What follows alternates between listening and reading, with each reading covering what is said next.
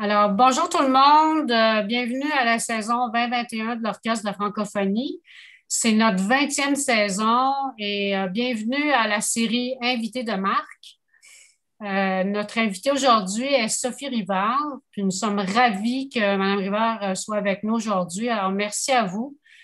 Merci. Sophie Rivard est une psychothérapeute expérimentée qui pratique en cabinet privé depuis plus de 20 ans.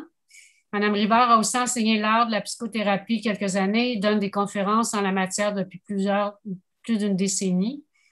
Fondamentalement d'approche existentielle humaniste, elle complémente aussi son travail avec des principes de la thérapie cognitive comportementale. Et Madame Rivard est aussi formée à l'hypnose thérapeutique et à la méthode d'intégration par le mouvement oculaire.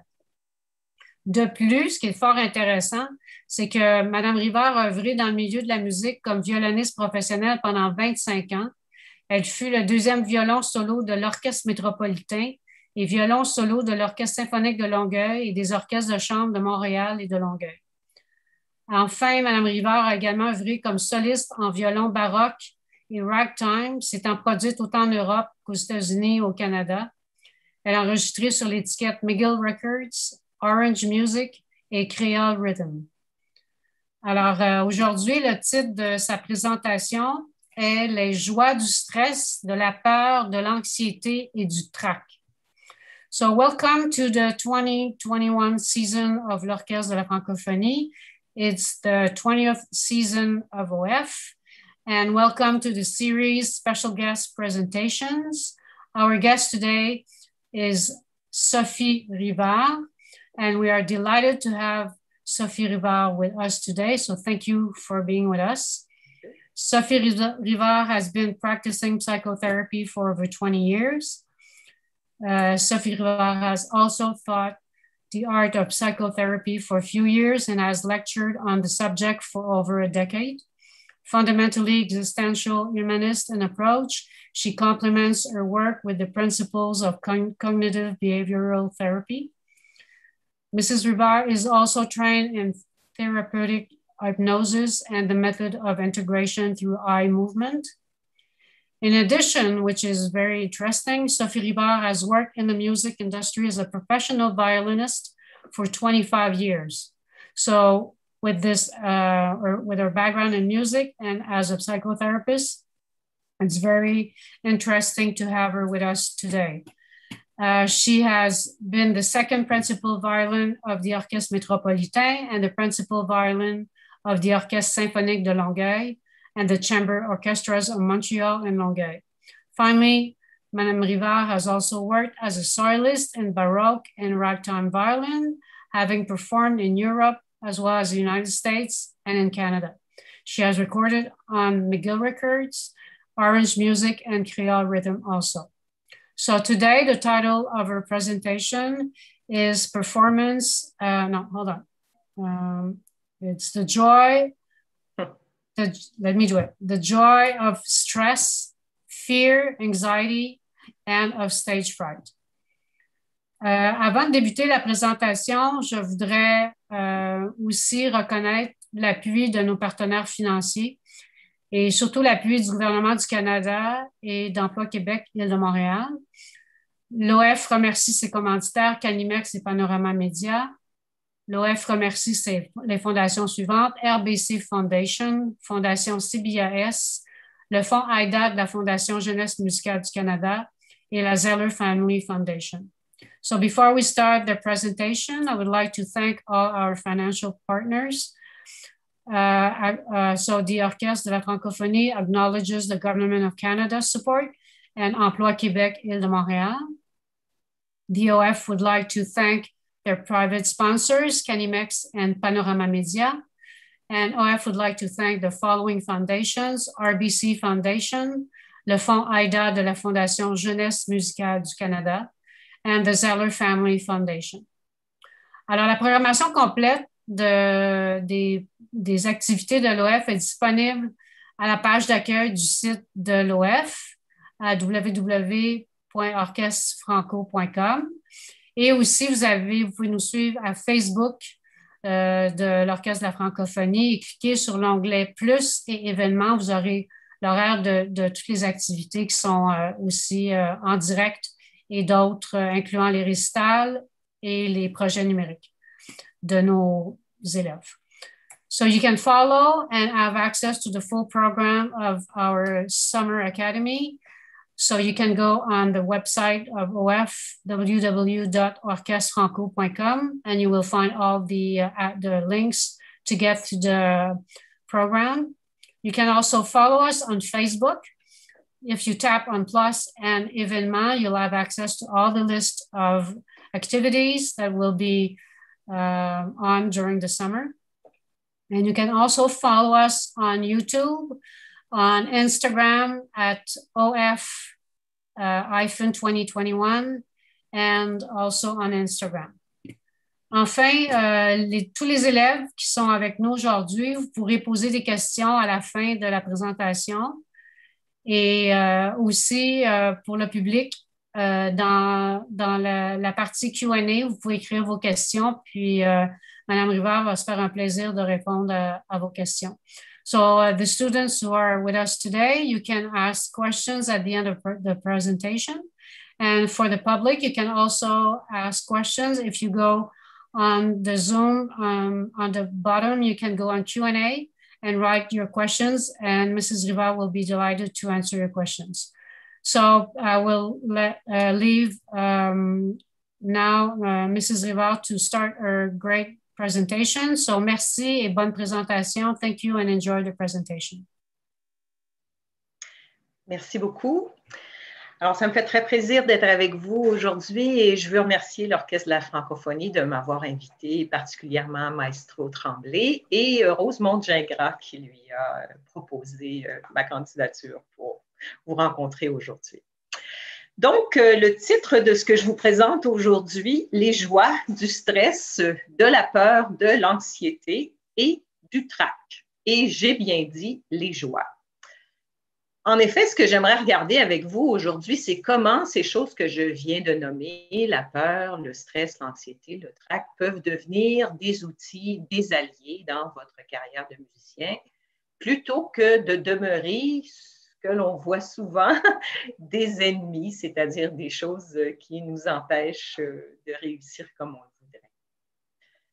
Alors, pour démarrer, je vais y aller de quelques définitions de ces choses que je viens de vous présenter pour qu'on puisse ensuite développer vers les outils que ça peut devenir. Alors, on commence avec la peur. La peur, c'est une émotion. Et le mot émotion se divise en deux parties. Tout d'abord, la lettre E, puis motion. La lettre E pour énergie, émotion pour mouvement. En fait, une émotion, c'est une énergie en mouvement.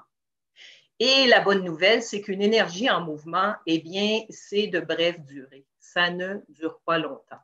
Donc, on ne peut pas rester très longtemps coincé dans une émotion. Bien sûr, l'émotion peut se transformer en contre-émotion, en émotion mixte, en sentiment et perdurer un petit peu plus longtemps dans le temps. Mais on va voir un peu plus loin comment le fait que l'émotion est brève va nous aider à mieux gérer nos situations artistiques, pourrait-on dire. Donc, la peur est une émotion. Et selon les classifications les plus connues et reconnues en psychologie, nous avons 5 émotions principales. Nous avons donc la peur, la peine, la colère, le dégoût et la joie. La joie qui est un petit peu seule de son côté. Et en fait, on a tendance à penser que nous avons 4 émotions qui sont négatives et une émotion qui est positive. Mais en fait, on considère en psychologie que les émotions ne sont ni négatives ni positives. En fait, les émotions, ce sont des informations qui nous permettent de mieux gérer notre vie. Et donc, je vais faire une petite aparté pour aller voir quelles sont les informations contenues dans ces fameuses 5 émotions et à quels besoins elles répondent en fait. Donc, la peur me parle d'un besoin de sécurité. En effet, lorsque je ressens de la peur, c'est que j'ai besoin de me sécuriser.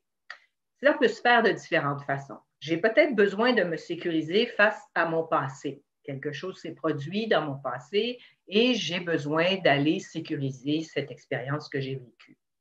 J'ai peut-être aussi besoin de me sécuriser entre moi et moi-même, peut-être revoir quelles sont mes capacités, mes compétences.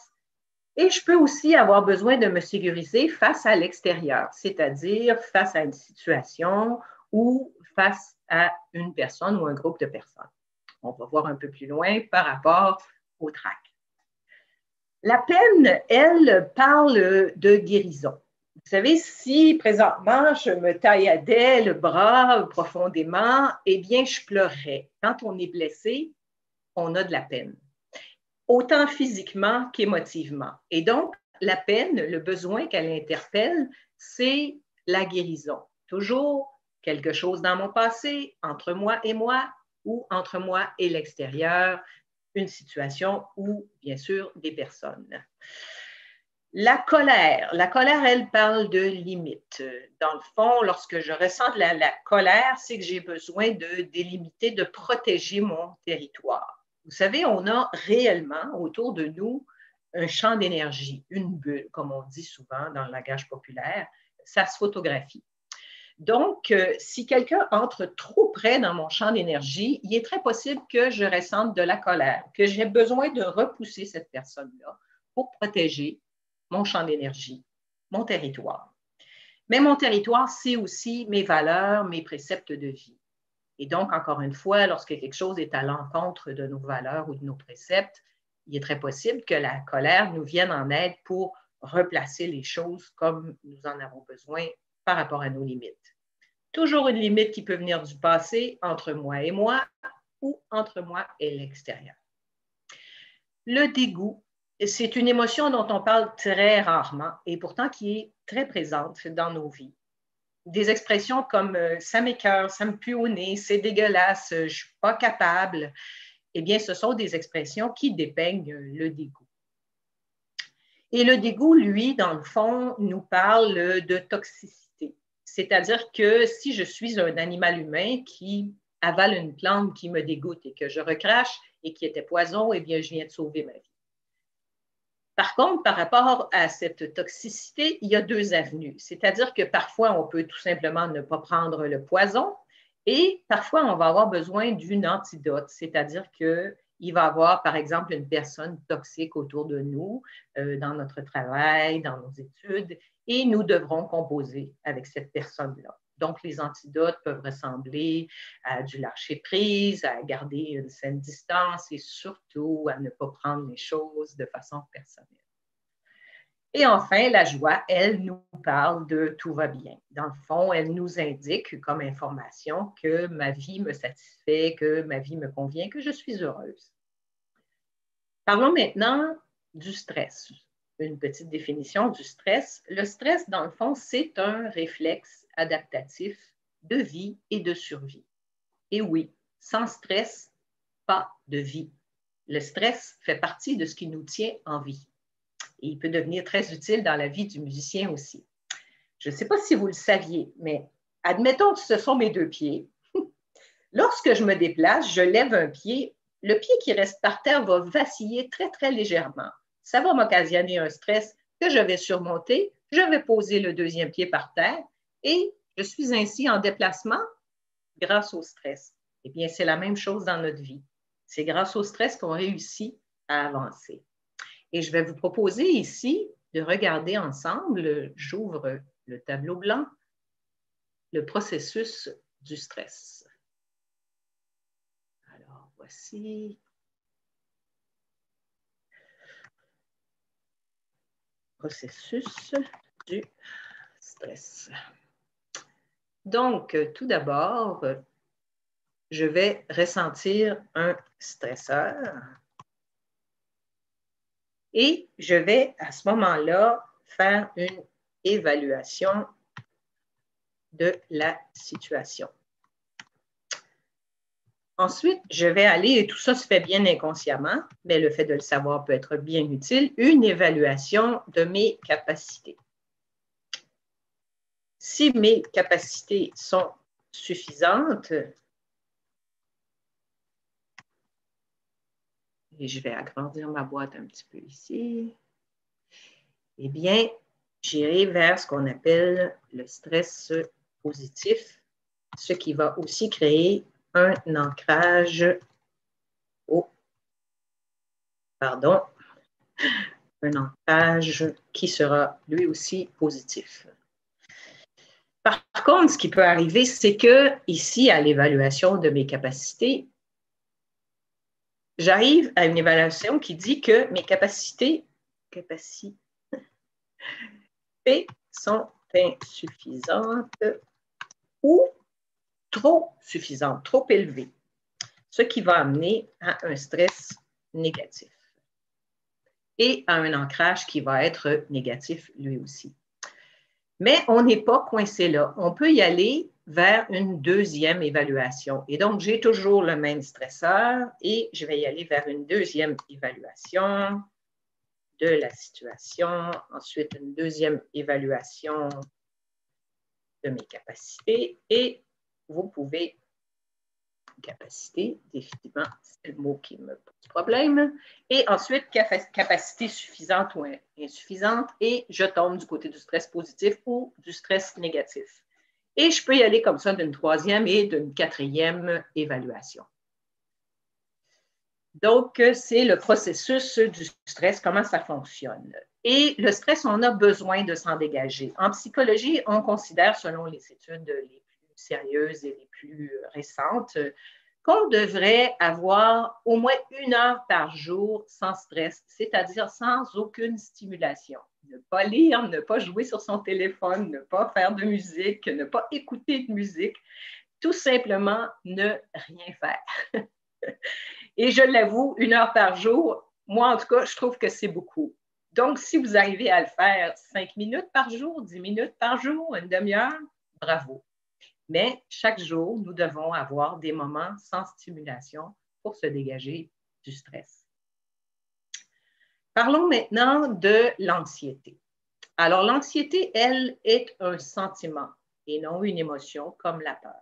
Donc, un sentiment et l'anxiété, elle est composée de plusieurs choses. Bien sûr, son ingrédient principal, c'est la peur, mais il peut y avoir de la colère, il peut y avoir de la peine, bien sûr, de l'inquiétude, etc., à l'intérieur de l'anxiété. Et malheureusement, les sentiments, eux, perdurent dans le temps, contrairement aux émotions. Alors, chez les musiciens, on retrouve des anxiétés spécifiques. En fait, depuis les dernières années, l'anxiété a beaucoup été étudiée et on a classifié l'anxiété en différents types d'anxiété. Chez les musiciens, nous retrouvons beaucoup l'anxiété de performance et l'anxiété d'appréhension. L'anxiété d'appréhension, dans le fond, se définit dans une anticipation d'un futur qui va être négatif. Et en général, ça va être le pire négatif qui ne peut pas arriver. Donc, une des façons, bien sûr, de contrer cette anxiété, c'est de stopper cette anticipation vers le futur.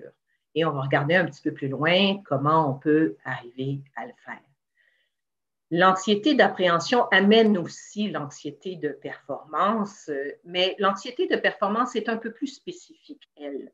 En fait, elle évolue dans une comparaison. C'est-à-dire que quand je suis dans l'anxiété de performance, je suis dans ce qu'on pourrait appeler une compétition malsaine et je me compare.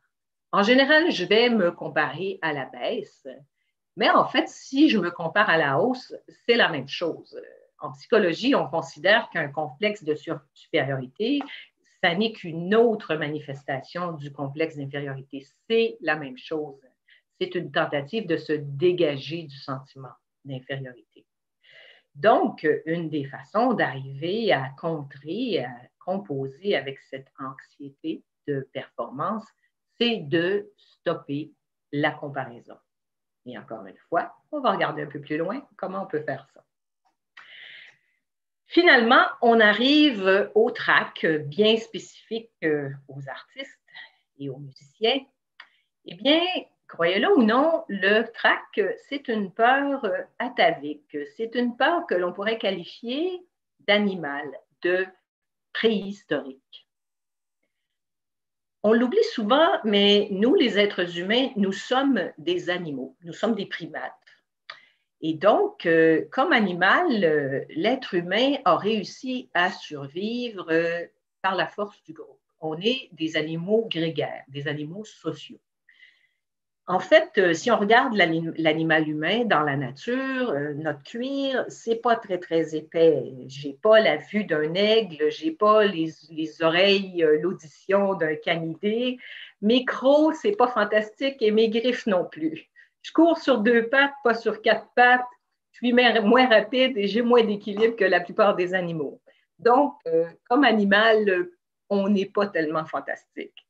Par contre, on a notre magnifique néocortex, cette partie ici du dessus du cerveau qu'on a développée et qui nous a permis de survivre et de prendre notre place dans la nature. Et c'est la force du groupe qui a fait ça.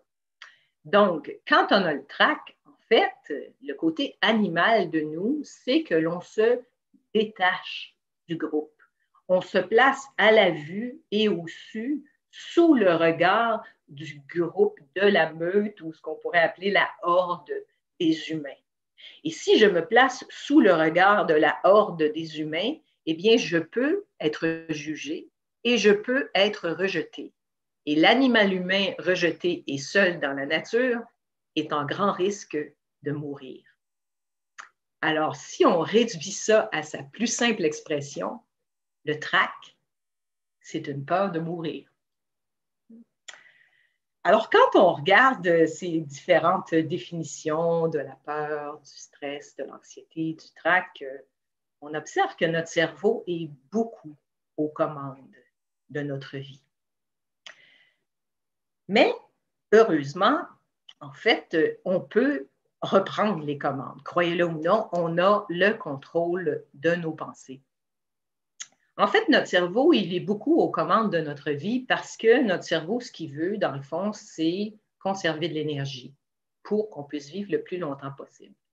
Encore là, si je reviens à l'animal que nous sommes, eh bien, le bébé humain, ça y prend pas mal plus de temps à devenir autonome. Un cheval, après quelques heures, ça peut déjà marcher. Après quelques jours, ça court. Un chien, un chat, c'est adulte à 1 an. L'animal humain, ça prend à peu près 12 ans. Alors, notre cerveau est fait de telle façon que les papas-mamans humains doivent perdurer assez longtemps pour réussir à rendre à maturité plusieurs petits bébés humains. Mais voilà, nous ne sommes pas que des animaux, nous sommes aussi des êtres raisonnables. Et quand je dis raisonnable, je parle d'être capable de raison et non pas soumis. Donc, nous avons, comme je le disais, ce magnifique néocortex. Et la beauté de la chose, et on l'a beaucoup étudié récemment à travers les neurosciences, c'est que nous pouvons modifier notre cerveau. Nous pouvons prendre le contrôle de nos pensées. C'est ce qu'on appelle la neuroplasticité du cerveau. Donc, tout au long de notre vie, nous pouvons remodeler les circuits qui se sont créés à l'intérieur de notre cerveau pour mettre nos pensées et notre cerveau à notre service. Alors, allons-y. Comment on réussit à faire ça et comment on va appliquer ça dans notre vie de musicien? L'outil par excellence, c'est la conscience. Comme je dis souvent à mes clients, le verbe désavoir, ça n'existe pas. Une fois que je sais quelque chose, je ne peux pas le désavoir. Donc, une fois que ma conscience est ouverte, j'ai du pouvoir. Je peux à ce moment-là faire des choix conscients. La conscience, donc, nous donne un saint pouvoir sur notre vie. La première conscience importante à avoir, c'est la conscience de soi. Et vous savez très certainement, comme artiste, que le matériel de base de l'artiste, c'est soi-même. Alors, dans cette conscience de soi, nous avons ce qu'on appelle l'estime de soi, l'estime de soi-même. Et aujourd'hui, je vous présente un concept qui a été élaboré par un de nos grands bonzes de la psychologie québécoise, M. Jean Monbourquette. Un concept donc qui permet d'arriver à une conscience de soi et une estime de soi, solide. presque immuable, pourrait-on dire. Alors, Montbourquette, ce qui nous explique, dans le fond, c'est estime de soi versus estime du soi. Du. Une lettre de différence. Et je vous résume, grosso modo, sa pensée de la façon suivante. Donc, quand on parle ici de l'estime de soi, c'est beaucoup par rapport à mes actions. Donc, si je réussis à rencontrer des objectifs que je me suis fixés, si je suis fière de moi, si je vis des réussites, mon estime de moi va être à la hausse. Si je n'ai pas rencontré des objectifs, si je ne suis pas contente de moi, si je vis un échec, mon estime va être à la baisse. Et donc, je suis soumise à une certaine fluctuation de mon estime de moi. Estime de soi, en fait, ça veut dire la valeur que je me donne, l'estimation, à comment ou à combien je m'évalue. Donc, l'évaluation bouge, fluctue. Et c'est là que M. Montbourquette arrive avec l'autre portion qu'il appelle l'estime du soi. Si je le résume d'une façon assez rapide, l'estime du soi, grosso modo, ce que ça dit, c'est parce que ce spermatozoïde a rencontré cet ovule, parce que c'est moi qui est arrivé ici sur cette planète, parce que j'existe, je vaux. J'ai une valeur intrinsèque. Et donc, nous sommes tous importants. Chacun d'entre nous avons notre place sur la planète. Chez les Britanniques, on appelle ça la preuve par le pudding. Peut-être que vous connaissez ça. En fait, la preuve par le pudding, ce que ça dit, c'est un pudding, ça existe parce que je peux en faire un. Alors, c'est un peu le même principe. Parce que moi, j'existe, parce que moi, je suis arrivée ici sur cette planète, eh bien, j'ai mon importance, j'ai ma valeur intrinsèque et immuable. Vous connaissez peut-être cette métaphore de l'océan qui représenterait un être humain.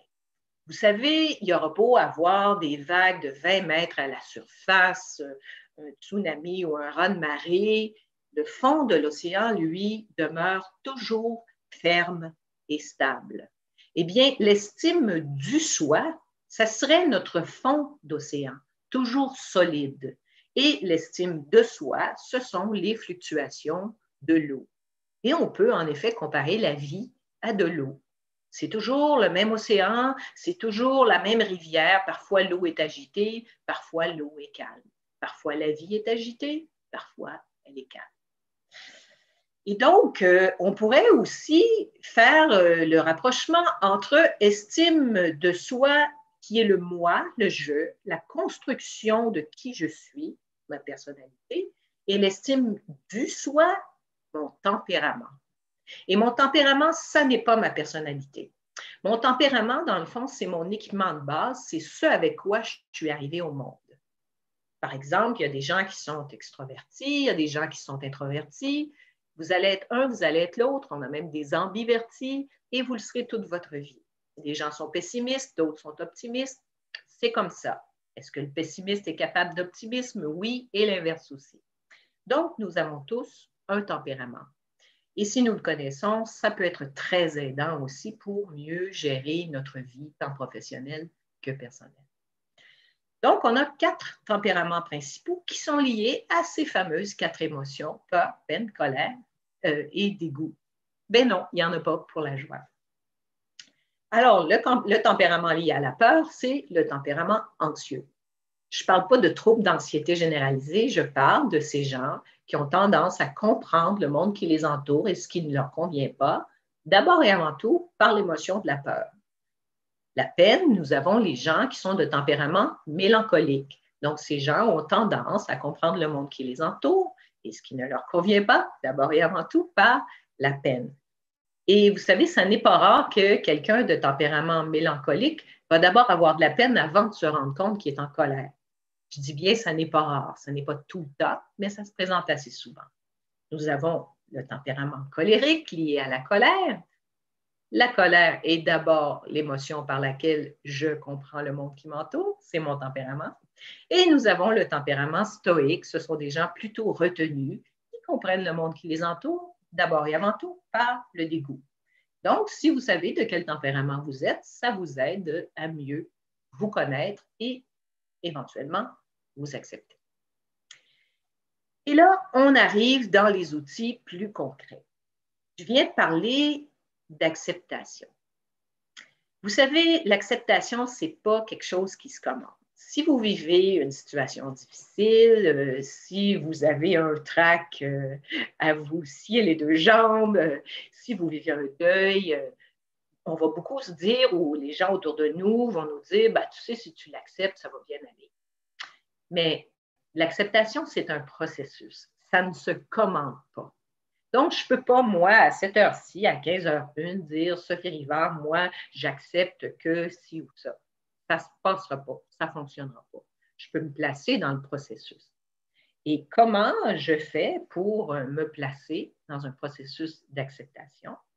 Eh bien, par l'outil qui s'appelle l'accueil. Comme vous le savez, j'aime bien les définitions, vous l'avez vu au début. Alors, l'accueil, un ensemble de dispositions pour recevoir. Et j'ajouterai, du point de vue psychologique, pour recevoir l'expérience. Donc, le fait de pratiquer l'accueil nous permet d'avoir un réel pouvoir sur nous, sur notre vie et une façon de traverser les expériences difficiles. Là, on est dans l'outil concret. Comment gérer anxiété, trac, peur et stress.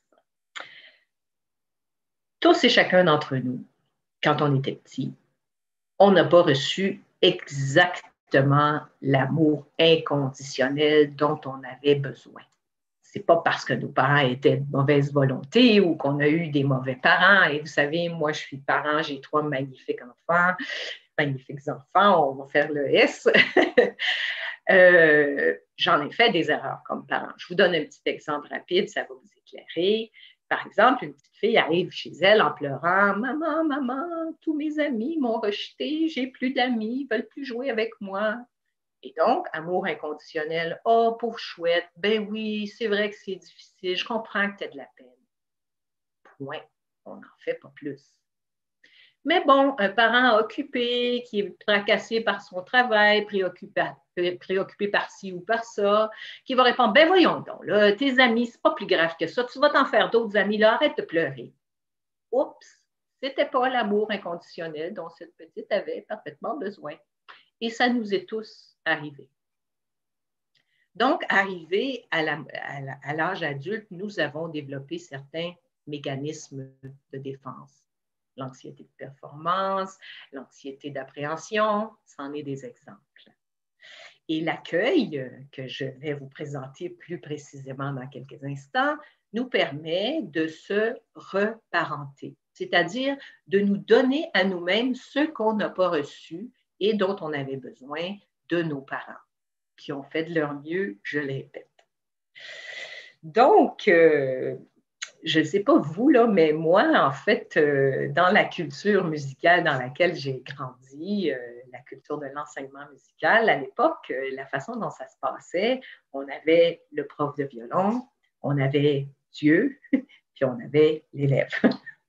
Donc, c'était pas rare et presque tout le monde que je connais à l'époque finissait par sortir en pleurant de son cours, se sentir humilié, se sentir dégradé. C'était très dur comme façon d'enseigner. Et vous savez, dans les années 2010, j'ai fait une entrevue pour un collège de la région de Montréal pour aller enseigner le violon. Et dans cette entrevue, on devait enseigner pendant une vingtaine de minutes devant un panel de juges. Alors, l'élève entre et je l'accueille. Je suis déjà psychothérapeute à ce moment-là, pratiquante depuis plusieurs années. Et donc, je prends le temps de réfléchir avec l'élève, je l'encourage et je m'enthousiasme avec elle lorsqu'elle réussit bien. Quand ça ne fonctionne pas, bien sûr, je lui donne quelques indications techniques. Et j'ai même le temps, en 20 minutes, de discuter avec elle du message qu'elle veut porter dans la musique qu'elle joue. Et je vous garantis qu'après 20 minutes, son extrait était vraiment amélioré. Eh bien, je ne l'ai pas eu, cet emploi-là. Et quand on m'a téléphoné pour me le dire, on m'a dit « Vous êtes trop encourageante et vous êtes trop gentille avec les élèves. » Alors, il faut croire que dans les années 2010, cette culture-là était peut-être encore assez présente. Donc, ce que ça a donné aussi, c'est une grosse tendance à l'exigence chez les musiciens, chez les artistes. Une grosse tendance au perfectionnisme. Et vous savez, dans ma pratique de psy, j'ai entendu des gens me dire être fiers d'être perfectionnistes. Le perfectionnisme, en fait, c'est un problème. Oui, oui, oui, soyez minutieux. Oui, c'est très bien. Perfectionniste, non. Et le perfectionnisme se divise en deux branches. Nous avons le perfectionnisme hyperactif et le perfectionnisme hypoactif. Dans le fond, le perfectionnisme hyperactif, c'est je vise la perfection et je ne l'atteindrai jamais, mais je m'évertue constamment à tenter de l'atteindre. Et ça peut devenir épuisant, mais surtout particulièrement stressant. De l'autre côté, le perfectionnisme hypoactif, je vise la perfection, je sais que je ne l'atteindrai jamais, donc je ne bouge plus, je tombe dans l'apathie. Et à ce moment-là, c'est le découragement qui arrive. Et c'est pas rare qu'on va se promener d'un côté et de l'autre, mais avec une tendance particulière.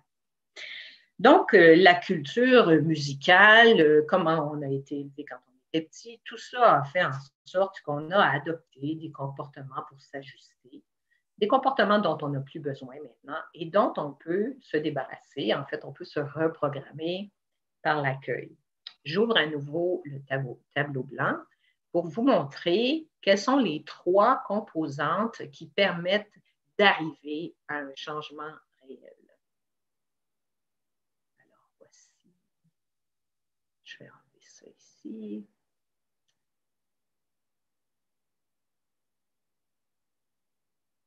Oups. Alors, trois composantes du changement.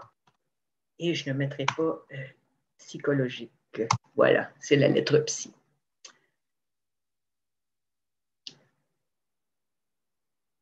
Alors, ici, j'ai la compréhension. Tous et chacun d'entre nous, nous avons besoin de comprendre ce qui fait qu'on est coincé dans un comportement quelconque. Qu'est-ce qui fait que je ne suis pas capable de contrôler ma peur, par exemple? Qu'est-ce qui fait que je me raconte ce qu'on appelle des scénarios catastrophes? Donc, on a besoin de comprendre. Ensuite, il y a un deuxième élément que je ne vous donnerai pas tout de suite ici. Et finalement, une troisième composante qui est l'action. Dans le fond, l'action, c'est les changements, ce que je veux changer comme comportement, comme façon de penser. Donc, la plupart d'entre nous s'imaginons, ah bon, c'est en rouge, eh bien, OK.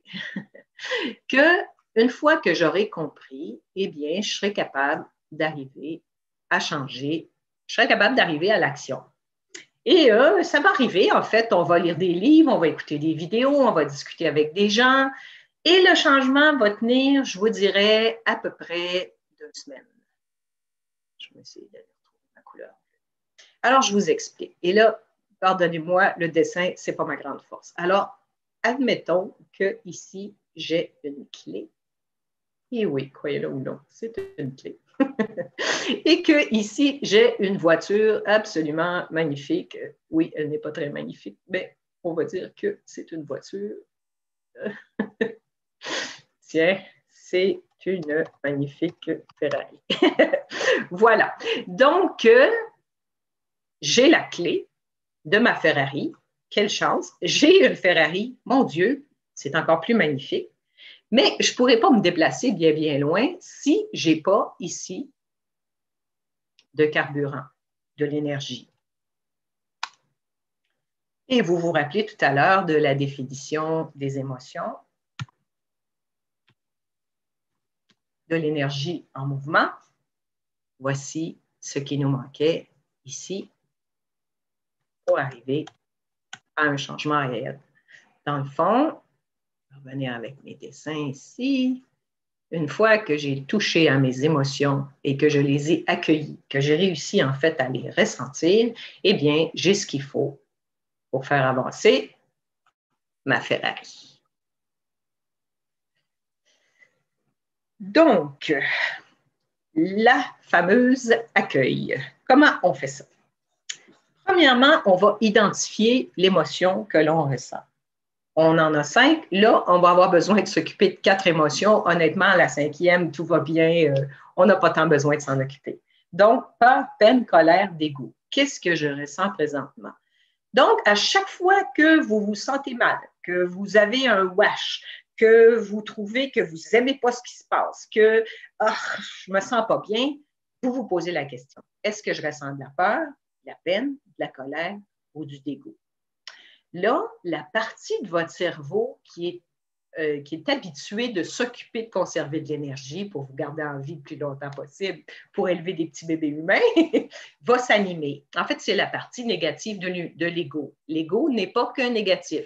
Ça fait aussi partie de ce qui définit votre personnalité. Mais donc, la partie négative de l'ego va s'allumer. Et là, elle va vouloir discuter, elle va vouloir analyser, elle va vouloir expliquer, elle va vouloir justifier. En fait, là, votre ego, ce qu'il va tenter de faire, c'est de vous dégager de cette énergie, de l'émotion, pour ne pas dépenser justement d'énergie à traverser. Mais voilà, vous êtes maintenant des adultes. Vous pouvez tout à fait traverser cette émotion et ça va très bien se passer. C'est vrai, quand vous étiez petit, vous n'aviez pas tout ce qu'il faut pour pouvoir le traverser, mais maintenant, vous l'avez. Donc, vous identifiez l'émotion, peur, peine, colère, dégoût, et vous vous imaginez un gros bouton rouge avec stop décrit dessus. Et dès que votre cerveau tente d'analyser, de justifier, d'expliquer, ou je ne me rappelle jamais du 4e, vous pesez sur stop et vous revenez à ressentir l'émotion. Il est possible que vous deviez peser sur stop 5 fois en 8 secondes. Je vous encourage très fortement à le faire. Ce que vous allez observer, c'est que l'émotion va se calmer. Une autre façon de le faire aussi, c'est quand vous avez suffisamment pesé sur stop, vous mettez l'émotion sur 10. OK, je ressens de la peur présentement, j'ai une audition qui s'en vient, je tiens beaucoup à cet emploi-là, ça me stresse terriblement, je sais qu'il va y avoir beaucoup de... OK, j'ai peur à 12 sur 10. On y va, pas de problème. OK, parfait, 12 sur 10. Là, mon cerveau veut s'allumer, je l'arrête, je reviens. OK, une fois que je vais avoir réussi à mettre un chiffre, ça va baisser. Ah, là, c'est descendu à 10, à 9.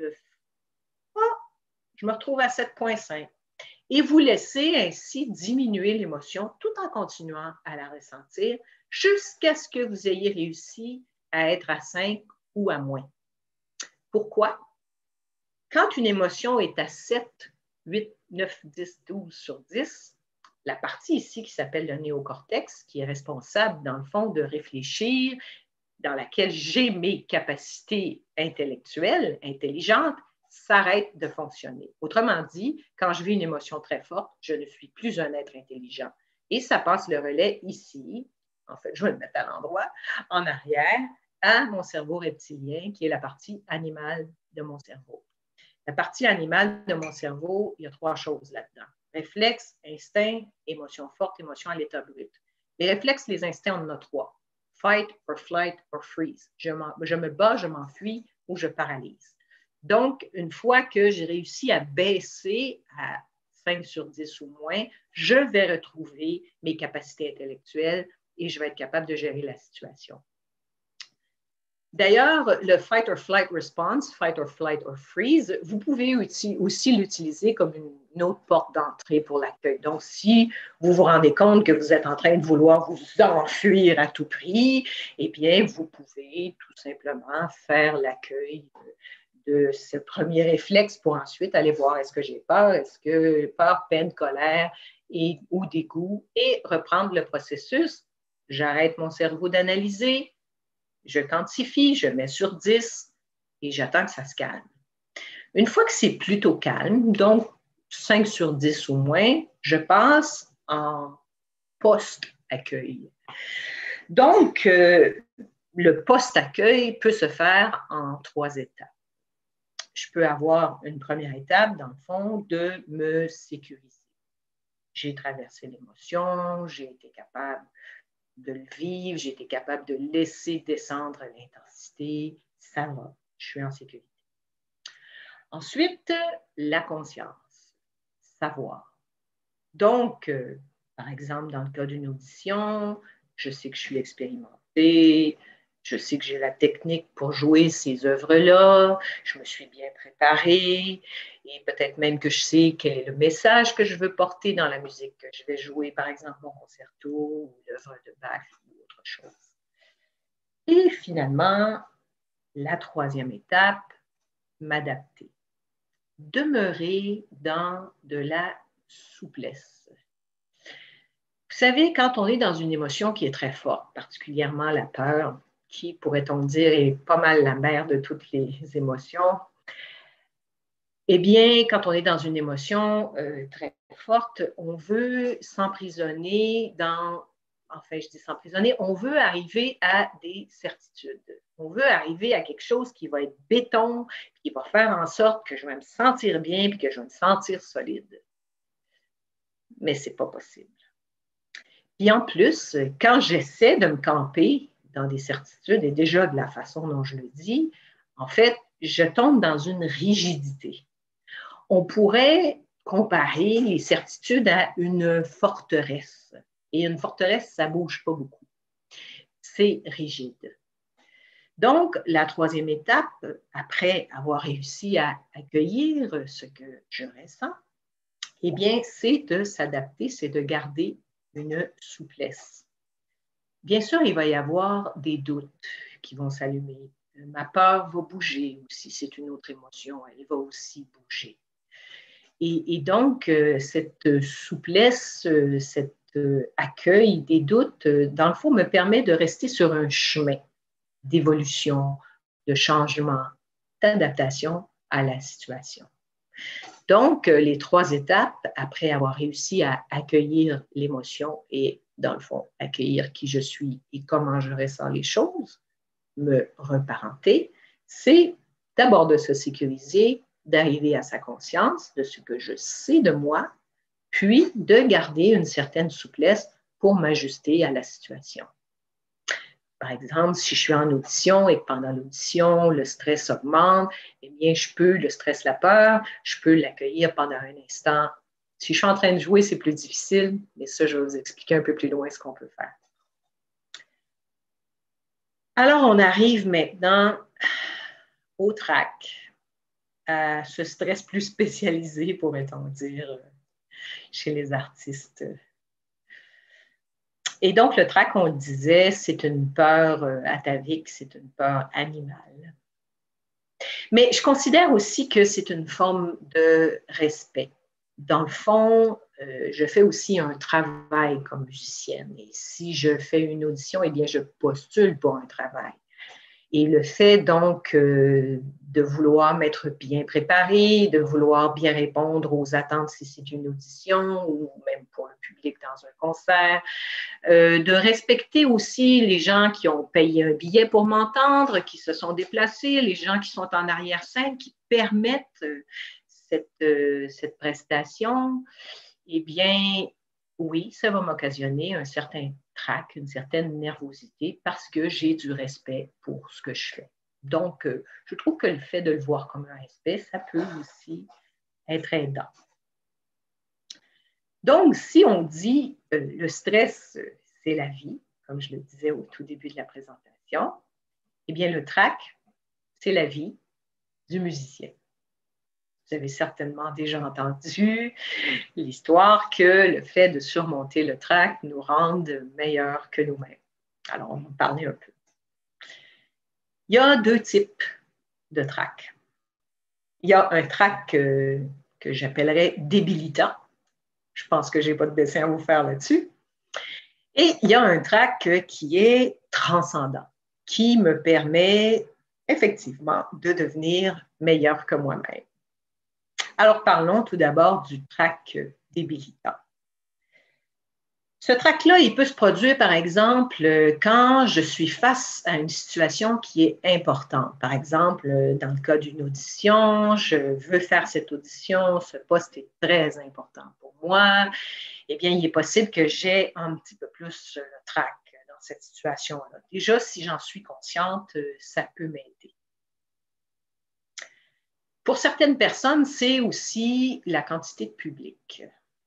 Par exemple, si je suis devant un public de 2000 personnes, bien, pour certaines personnes, c'est plus confortable que d'être devant un public de 50 personnes.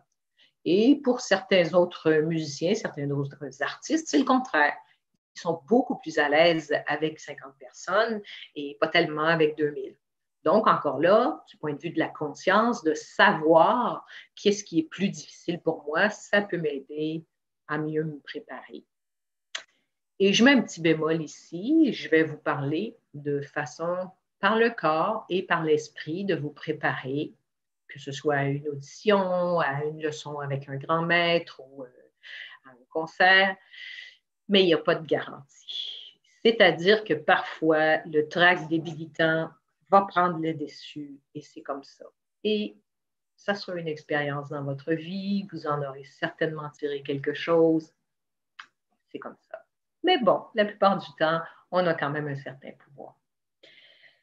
Alors, plus ou moins public, donc, il y a aussi, comment pourrais-je dire, le contact avec le public. Je me rappelle d'un concert, très sérieusement, à chaque note que je jouais, j'avais l'impression que ça tombait par terre directement devant moi. Les notes ne se rendaient pas jusqu'au public. Il y avait une froideur à couper au couteau. Et moi, ce qui se passe quand j'ai le trac et que je sens que le contact n'est pas là, par exemple, ça va m'occasionner du trac, eh bien, je me mets à avoir très froid. Je deviens les articulations comme de la pierre froide. J'ai de la misère à avoir une bonne dextérité.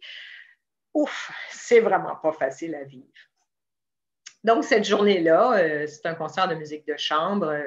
Je joue tant bien que mal, je survis au concert. Et souvent, on ne se rend pas compte, mais on a toutes sortes de capacités qui sont là, qui sont présentes, des ressources qui vont se mettre à notre service sans qu'on en soit conscient. Donc, je termine le concert et ouf, je ne suis pas très contente. Ça n'a pas été facile. Mais après le concert, il y a des gens qui sont venus me voir, qui se sont présentés à moi en me disant j'ai beaucoup apprécié, merci, j'ai passé un bon moment, j'ai aimé la musique que vous faisiez. Et j'ai appris une bonne leçon cette journée-là. Dans le fond, je globalisais. Oui, le public était plutôt froid, oui, en effet. Mais le public, c'est une masse de personnes et à l'intérieur, il y a des personnes uniques. Et il y en avait des personnes qui n'étaient pas si froides et qui étaient prêtes à me recevoir. Donc, attention à globaliser votre public s'il est froid. Jouez pour ces quelques personnes qui sont plus chaleureuses et qui sont là pour vous entendre. Si vous avez un trac débilitant parce que vous n'êtes pas prêt, vous n'avez pas suffisamment travaillé, répété, eh bien, vous aurez appris quelque chose. Eh bien oui, ça peut arriver, en effet.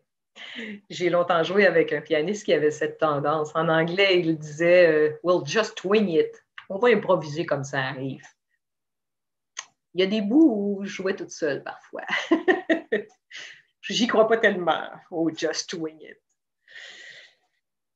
On peut avoir aussi des pensées en amont de notre performance qui vont nous amener à un trac débilitant. Je vous raconte une histoire, c'est une histoire vraie. Cette fois-là, j'étais avec un orchestre de chambre, c'était un festival de musique de chambre et on faisait les brandebourgeois de Bach. Et on faisait le brandebourgeois avec la trompette piccolo, qui, on le sait, est une des œuvres marquantes chez les trompettistes. Il y avait un trompettiste magnifique comme invité cette journée-là. Et on est à la Générale, on fait le brandebourgeois et c'est superbe. Évidemment, les musiciens, on le sait que c'est quelque chose d'important pour un trompettiste. Donc, après la répétition, on se réunit tout autour du trompettiste et on le félicite, bravo, c'était magnifique, tu vas faire un beau concert, wow! Et le trompettiste de répondre, non, non, non, on ne sait jamais, ça se peut que ça n'aille pas bien, je ne le sais pas, on verra ce soir au concert. Et c'était un concert enregistré par la radio. Devinez ce qui est arrivé. Il s'était déjà piégé à ce moment-là. D'une certaine façon, il s'était déjà programmé à ce que ça n'aille pas bien. Donc, attention à ce que vous dites et à vos pensées. Le trac débilitant peut aussi se produire quand on a déjà un vécu qui s'est produit dans une salle particulière, par rapport à un événement particulier, et c'est resté coincé à l'intérieur de nous. Et chaque fois qu'on se retrouve, par exemple, dans cette salle-là ou qu'on se retrouve dans une situation semblable, eh bien, notre cerveau va nous donner le message « Attention, danger ». Et le trac débilitant va s'allumer. Eh bien, je ne vous dirai qu'un seul mot, accueil. Accueil, accueil, accueil. Premièrement, soyez conscient que cette situation s'est déjà produite, puis accueillez la peur qu'elle vous a faite et revenez à votre moment présent. En fait, l'exercice de l'accueil que je vous proposais tout à l'heure est tout aussi utile en rétrospective, c'est-à-dire que vous pouvez faire l'accueil de quelque chose qui s'est passé jadis dans votre passé et ça va faire le travail tout de même. Peut-être devrez-vous l'accueillir plus d'une fois, mais vous allez réussir à vous dégager de cette situation. Alors, allons-y maintenant du côté du trac transcendant, celui qui fait que l'on devient meilleur que soi-même. Je vous raconte une histoire. Peut-être connaissez-vous le grand violoniste Henrik Schering. Il a œuvré un peu plus, on pourrait dire, au siècle ou au millénaire passé. Mais bref, c'était un très grand violoniste. Et donc, un élève de très haut calibre sollicite une leçon avec M. Schering. M. Schering le reçoit dans son salon. Et donc, l'élève commence à jouer, c'était le concerto de Tchaïkovski, et ça ne va pas du tout. On est du côté du trac débilitant. Alors, il s'arrête, il regarde M. Schering. « Je suis désolé, monsieur, donnez-moi 2 petites secondes, je reprends. » Il recommence. Ça va toujours pas. Et il recommence, et il recommence, et il recommence encore. Et évidemment, ça va de mal en pis. Alors, l'élève s'arrête, regarde Schering et lui dit « Oh, écoutez, monsieur, si vous pouviez seulement m'entendre quand je suis seul dans mon salon. » Et Schering de lui répondre « Si vous pouviez, vous aussi, m'entendre quand je suis seul dans mon salon. » Alors moi, je trouve que Schering a fait œuvre de beaucoup d'humilité cette journée-là, en disant à cet élève, vous savez, moi aussi, j'ai le trac. Moi aussi, je trouve ça difficile. Pour moi aussi, c'est plus facile quand je suis seule dans mon salon. Mais quand je surmonte ce trac, je m'élève et je deviens meilleure que moi-même. Je vous raconte une deuxième histoire. Cette fois-ci, ça m'est arrivé à moi. Donc, cette journée-là, j'étais le violon solo de l'Orchestre de Longueuil et j'avais plusieurs solos à jouer. Et j'étais tétanisée. En fait, j'avais le trac débilitant. Mais ce n'était pas l'assistance, ce n'était pas le public qui me stressait, c'était les collègues. Et là, on avait, mon Dieu, le syndrome de l'imposteur par excellence. Qu'est-ce qu'ils vont penser? Ils vont se dire que je n'ai pas ma place là. Quelqu'un va finir par découvrir que je n'ai pas d'affaire à être le violon solo. Je ne suis pas capable de rendre les solos d'une façon satisfaisante, adéquate ou même musicale. Et donc, je faisais les 100 pas en arrière-scène. L'orchestre était déjà sur scène. J'attendais de faire mon entrée de violon solo. Et je jouais frénétiquement mes solos. Cette journée-là, il y avait aussi un récitant dans le concert. C'était M. Edgar Fruitier. M. Edgar Fruitier, qui est un de nos très grands acteurs ici au Québec. Et donc, j'étais là frénétiquement à répéter mes solos.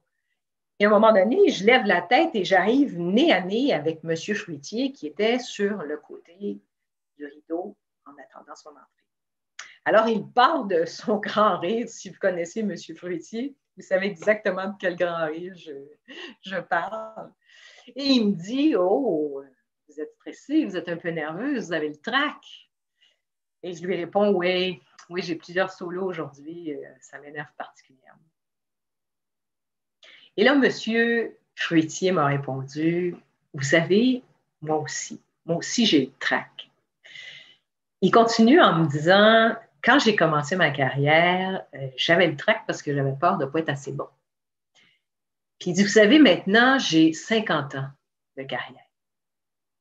Et j'ai le trac parce que je sais que les gens s'attendent à ce que je sois bon. Mais ensuite, il continue en me disant, vous savez, au départ, le trac, je voyais ça comme un ennemi, je voyais ça comme quelque chose d'épouvantable, puis j'en voulais pas, puis j'essayais de m'en débarrasser, ça fonctionnait pas. Jusqu'au jour où j'ai compris que c'était un allié. Et que quand je donnais la main au trac et que j'entrais avec lui sur scène, eh bien, je m'élevais et je devenais meilleur que moi-même. Alors, M. Fruitier m'a fait un cadeau incommensurable cette journée-là, un cadeau magnifique. Cette journée-là, j'ai pris mon trac par la main, je suis montée sur scène et ça s'est très bien passé. Donc, oui, c'est pas facile à faire, il faut arriver à l'accueillir, encore une fois, mais le trac peut être aussi transcendant. Donc, comme disent les anglophones, nous devons faire avec et non pas tenter de le contrer ou de le surmonter, mais tout simplement s'allier à notre trac et en faire l'accueil. Une autre façon aussi d'arriver à rester connecté à soi et de ne pas tomber dans ce fameux trac débilitant, c'est de se rappeler de son fond d'océan. Je vous raconte une autre histoire. On est dans la période des histoires. Oups, pardon. Alors, cette journée-là, j'étais encore violon solo. Et un orchestre de jeunes, en fait, l'orchestre des jeunes de la Montérégie, se joignait à l'orchestre symphonique de Longueuil. Donc, il y avait des dizaines et des dizaines de violonistes qui étaient là derrière moi. L'orchestre était immense. Évidemment, les jeunes étaient plutôt impressionnés de venir jouer dans la cour des grands, de jouer avec les professionnels. Et donc, se réchauffaient de façon extrêmement virtuose pour en imposer leur concerto, des passages. Et moi, j'étais assise en avant et j'entendais tout ça. Et là, je suis tombée dans le fameux syndrome de l'imposteur. J'entendais tout ça et là, je me disais, tous les violonistes qui sont assis derrière moi sont meilleurs que moi. Je suis la pire de tous ces violonistes-là. Tout le monde est plus agile, tout le monde est plus virtuose. Et là, plus ça allait, plus je me roulais cette pensée-là. Je ne sais pas si vous avez déjà vécu ça, mais ça fait comme une espèce de tunnel qui s'enfonce comme ça, mais dans un angle qui se ferme. Et donc, j'étais là et j'entrais dans mon tunnel et je m'enfonçais de plus en plus jusqu'à me river le nez dans le fond du tunnel. Et ça y est, j'étais devenue un imposteur, la pire violoniste d'entre tous. À cette époque-là, je devais avoir à peu près 20 ans de carrière. Ça faisait peut-être 35-40 ans que je jouais du violon. Ouf. Donc, la répétition commence et je suis tétanisée, je suis dans le trac débilitant. Le chef frappe le lutrin, lève les mains, démarre la répétition, je me décompose. Tac, tac, tac, le chef arrête tout l'orchestre. Oh mon Dieu! Heureusement, c'était une bonne connaissance. Donc, le chef me dit tout bas, mais voyons, Sophie, qu'est-ce qui se passe? Et là, Dieu merci, ça m'a ramené à mon fond d'océan. Je me suis rappelé qui j'étais, l'expérience que j'avais, la violoniste que j'étais. Je me suis redressée, j'ai poursuivi la répétition et tout s'est bien passé. Et voici, nous entrons dans ces façons dont nous pouvons arriver à retrouver notre fond d'océan, notre solidité. Il y a des façons qui sont physiques et il y a des façons qui sont de l'esprit. Je vous disais à l'instant, je me suis redressée. En fait, en me redressant, j'ai ouvert cette section-là ici, que vous n'arrivez pas à le voir. Bref, c'est la région du diaphragme. Je vous explique pourquoi ça fait une différence et comment on peut utiliser cette façon physique de mieux gérer et traverser des états difficiles d'anxiété et de trac. En fait, l'animal humain, comme je vous le disais, n'est pas très solide. Et donc, si je suis un animal humain qui marche dans la forêt et que je me fais transpercer la jambe, je risque d'être blessée, je risque de peut-être perdre une jambe, mais je ne risque pas tant de mourir. Enfin, mes chances sont très bonnes. Si je me fais transpercer quelque part ici dans l'abdomen, les chances ne sont pas très bonnes. En fait, c'est que tous nos organes vitaux sont ici, dans la région du tronc. Donc, un être humain, lorsqu'il a peur, lorsqu'il est dans un trac, lorsqu'il est dans un stress de survie, va avoir tendance à fermer la région de son tronc pour protéger ses organes vitaux. Ici, je ferme beaucoup, mais vous remarquerez que quand vous êtes stressé, vous allez fermer un petit peu. Et c'est pour ça qu'on a tant mal dans le cou, les trapèzes, le haut du dos, et ça peut aller jusqu'au bas du dos, les fameuses tendinites, etc. Tout ça parce que c'est un peu fermé ici. Donc, dès que j'ouvre mon diaphragme, ça envoie un message à mon cerveau que je suis en sécurité. Je ne sais pas si vous le saviez, il y a 3 endroits dans mon corps où j'ai des neurones, et vous aussi, bien sûr. Alors, nous avons des neurones dans notre cerveau, dans notre cœur et dans notre système digestif. Donc, dès que j'ouvre mon torse et que je respire par le diaphragme, les neurones de mon système digestif communiquent avec les neurones de mon cerveau et envoient le message que je suis en sécurité. Immédiatement, mon cerveau envoie le message de chasser tous les hormones du stress de mon corps. Alors, il y a des façons plus spécifiques d'arriver à ouvrir le diaphragme et envoyer le message au cerveau, je suis en sécurité, tu peux peut-être arriver à te calmer un peu.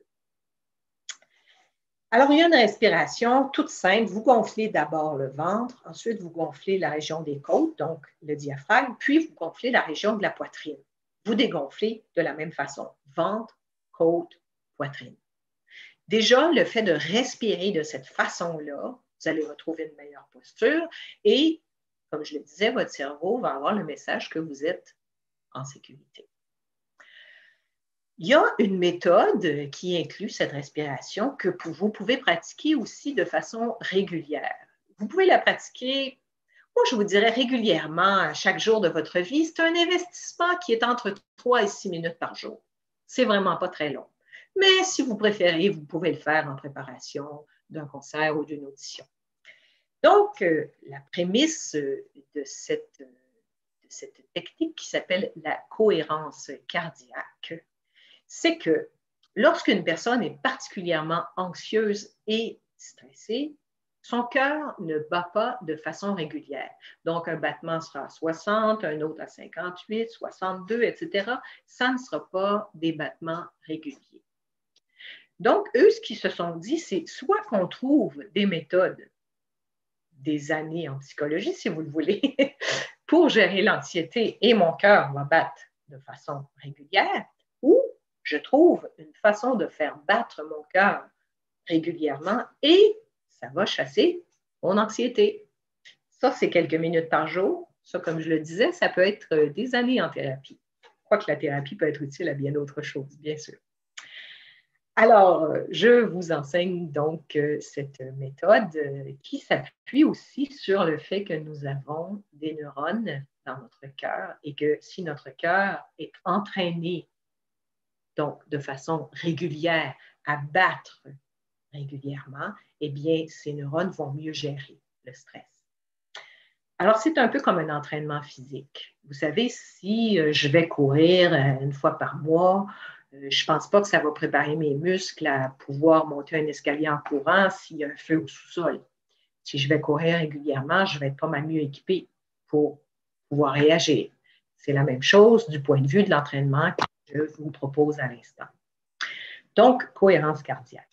Vous commencez par 3 grandes respirations profondes de la façon dont je viens de vous l'enseigner. On gonfle d'abord le ventre, ensuite la région des côtes, puis la région de la poitrine et je dégonfle ventre, côte, poitrine aussi. Mais il y a une petite distinction. Vous faites 3 grandes respirations profondes de cette façon-là en faisant 3 fois une pause de quelques secondes, de 3 secondes, à l'expiration. Je vous explique pourquoi. Encore là, c'est physique. On a beaucoup plus de pouvoir par notre corps qu'on le pense. Quand j'inspire, l'inspiration est liée à mon système nerveux sympathique. Ça, c'est tout ce qui est instinct, réflexe, éveil. Quand j'expire, c'est lié à mon système nerveux parasympathique. Détente, repos, sommeil. Donc, le fait de faire une pause à l'expiration augmente l'effet du système nerveux parasympathique. Et donc, ça crée une détente minute. Donc, je gonfle le ventre, les côtes, la poitrine, je dégonfle, toujours par le ventre, les côtes, la poitrine. Et j'arrête 3 secondes. Et je peux vous dire que je ne l'ai fait qu'une seule fois et déjà, je sens une accalmie qui s'est faite physiquement. Donc, première étape de la cohérence cardiaque, je respire 3 fois profondément en faisant 3 pauses de 3 secondes à l'expiration. Ensuite, vous vous imaginez que vous respirez par votre cœur. Vous pouvez mettre la main si ça vous aide. Imaginez-le comme vous voulez. Ça peut être que votre cœur se gonfle et se dégonfle. Ça peut être que ça part de vos poumons, que ça transfère à votre cœur. J'ai une cliente qui m'avait dit, j'ai l'impression d'avoir une paille qui descend directement dans mon cœur et l'air circule de cette façon-là. Peu importe. Ayez l'impression que vous respirez par votre cœur. Ensuite, toujours en respirant de façon cardiaque, allez chercher dans votre banque de souvenirs un souvenir heureux. Et quand je dis un souvenir heureux, quand vous pensez à ça, vous ne pouvez pas vous empêcher de sourire. Pas un « ah oui, c'était bien ». Non, non, non. Un gros « yes » comme j'appelle. J'ai vécu ça, c'est incroyable, c'est magnifique. Je ne peux pas croire que j'ai eu ça dans ma vie. Et vous n'avez pas besoin... Ah, il y a quelque chose qui est apparu. Vous n'avez pas besoin de faire original. Vous pouvez toujours revenir au même souvenir heureux si vous voulez. Donc, moi, j'ai toujours le même souvenir heureux. En fait, c'est un concert que j'avais fait de musique de chambre dans une petite église. Et cette journée-là, honnêtement, j'étais possédée par la musique. Il faut croire que j'avais réussi à transcender mon trac.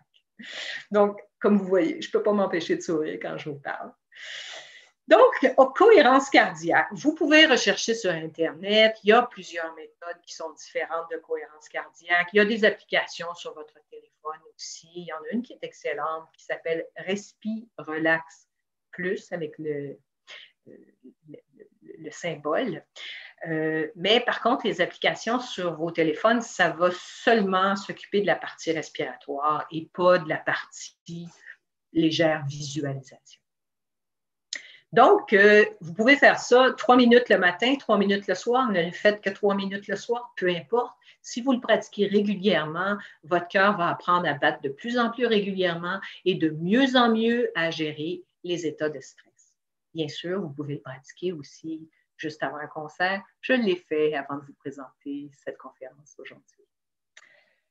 Une autre façon qui est utile par le corps, ce sont nos yeux.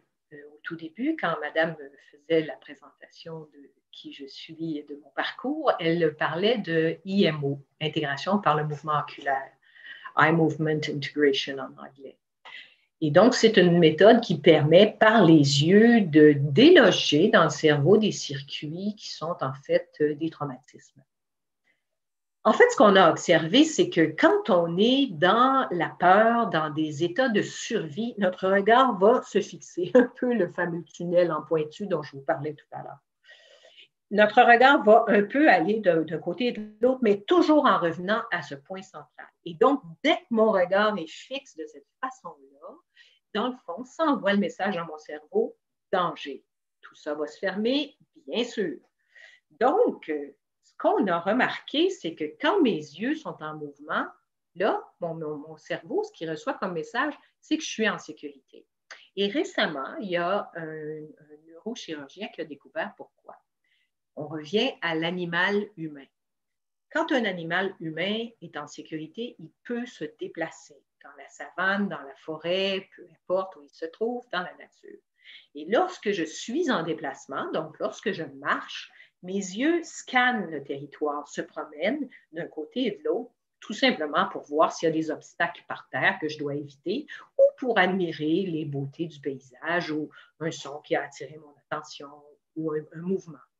Donc, lorsque mes yeux se promènent d'un côté et de l'autre, sont en mouvement bilatéraux, mon cerveau sait que je suis en sécurité. Alors, vous êtes en pleine audition. Je suis violoniste, je m'excuse pour les trombonistes et autres instruments. Donc, vous êtes en pleine audition, vous êtes en train de jouer, vous n'avez peut-être pas le temps de faire des grandes respirations en ouvrant votre diaphragme. Bien sûr, vous pouvez jouer avec votre posture, mais ça ne fera peut-être pas le travail. Vous pouvez probablement faire 2-3 allers-retours avec vos yeux et assez rapidement, votre cerveau va comprendre que le danger n'est pas si imminent que ça.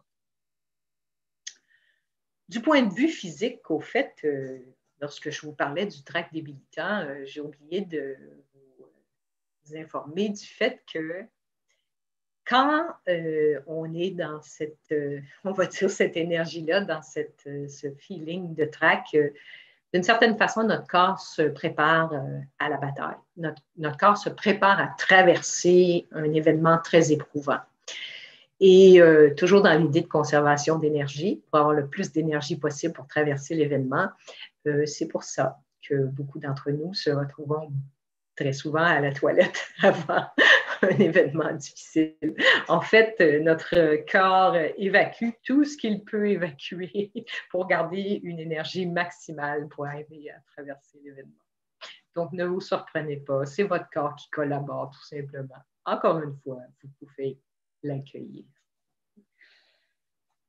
Passons maintenant aux méthodes par l'esprit pour arriver à bien se préparer ou arriver à prendre la main de ce tract qui se produit la plupart du temps. Certaines personnes, à un certain moment dans leur carrière, arrêtent d'avoir le tract. Ça se passe comme ça. Ça, on n'a pas de contrôle là-dessus. Donc, allons-y sur les capacités que l'on a d'avoir le contrôle. Alors, on a la visualisation. Vous pouvez appeler ça hypnose, auto-hypnose, méditation et même prière, si vous voulez. Tout ça, dans le fond, ça se ressemble beaucoup. Et ce que ça permet, c'est de placer le cerveau dans ces ondes alpha, c'est-à-dire les ondes les plus lentes dans le cerveau qui sont correspondantes aux états de paix intérieure, de sérénité et de calme. On a fait des études sur la visualisation avec des athlètes de haut niveau, des athlètes professionnels qui, eux aussi, d'ailleurs, ont le tract. Donc, on a placé des senseurs, dans le fond des électrodes, sur tout le corps de ces athlètes en leur demandant de s'asseoir sans bouger sur une chaise et de pratiquer dans leur esprit leur sport de prédilection. Et ce que les scientifiques ont observé, c'est que même sans aucun mouvement extérieur, les muscles qui étaient sollicités par le sport en question se mettaient en mouvement, en micro-mouvement. Et donc, que ce soit visualisation, hypnose ou auto-hypnose, en fait, ce qui est très utile là-dedans, c'est que notre cerveau ne fait pas la différence entre l'imaginaire et le vrai. Et on l'observe dans l'expérience que je viens de vous relater. Par exemple, si quelqu'un vient dans mon bureau et me dit « Sophie, j'ai une peur épouvantable de l'avion et je dois absolument prendre l'avion dans quelques semaines », eh bien, je vais lui faire prendre l'avion dans mon bureau toutes les semaines jusqu'à l'embarquement réel. Et quand la personne va arriver à l'aéroport, ce que son cerveau va lui dire, c'est « ben là, ça fait 3-4 semaines là, que tu prends l'avion en toute sécurité et ça se passe bien, donc tout va bien aller ». Est-ce qu'il y a un petit plus à l'aéroport? Oui, mais pas tant que ça. Donc, si on se prépare en visualisation, il y a quelque chose qui va être préparé d'avance dans l'événement, que ce soit un concert, une audition ou, comme je le disais, une leçon avec un grand maître. Alors, le truc, c'est de réussir à inclure le plus de vos 5 sens possibles. Par exemple, si vous connaissez déjà la pièce, l'endroit où vous allez jouer, eh bien, reproduisez-la dans votre esprit. Et vous savez, ça n'est pas nécessaire de voir parfaitement comme dans un film. Certaines personnes voient très clairement, certaines personnes d'une façon floue, d'autres personnes sont plus dans le ressenti ou dans ce qu'ils entendent, peu importe. Toutes ces façons sont tout aussi bonnes les unes que les autres. On a un mode sensoriel de prédilection, tous et chacun d'entre eux. Donc, certains sont plus auditifs, d'autres sont plus visuels. D'ailleurs, vous serez étonné de savoir que même chez les musiciens, la majorité sont visuels, comme dans la majorité de la population. Alors donc, vous incluez le plus de vos 5 sens possible. Si vous connaissez la pièce dans laquelle vous allez jouer, reproduisez-la dans votre esprit. Peut-être qu'il y a une atmosphère que vous connaissez à l'intérieur de cette pièce-là, peut-être même une odeur. Allez chercher tous ces détails. Si vous ne connaissez pas l'endroit, vous pouvez aller faire quelques recherches sur Internet, essayer de voir quel est cet endroit. Sinon, imaginez-le. Allez-y d'un son, il y a une résonance particulière dans cette pièce-là. De bien ressentir votre instrument, que ce soit un trombone, un violon ou peu importe, un violoncelle. Bref, allez-y du maximum de vos 5 sens possibles, puis faites la chose. Donc, faites l'audition, faites le concert dans votre esprit. Au début, ça peut être assez forçant. Je dois vous avouer que de jouer toutes les notes d'un concerto, une après l'autre, les yeux fermés, sans bouger, ça peut être assez exigeant. Mais en fait, c'est une préparation extraordinaire. Et ce qui est pratique aussi, c'est que, par exemple, pour une audition, vous pouvez avoir 3 heures de musique à préparer. Bien, quand on le fait dans notre esprit, ça peut aller pas mal plus vite.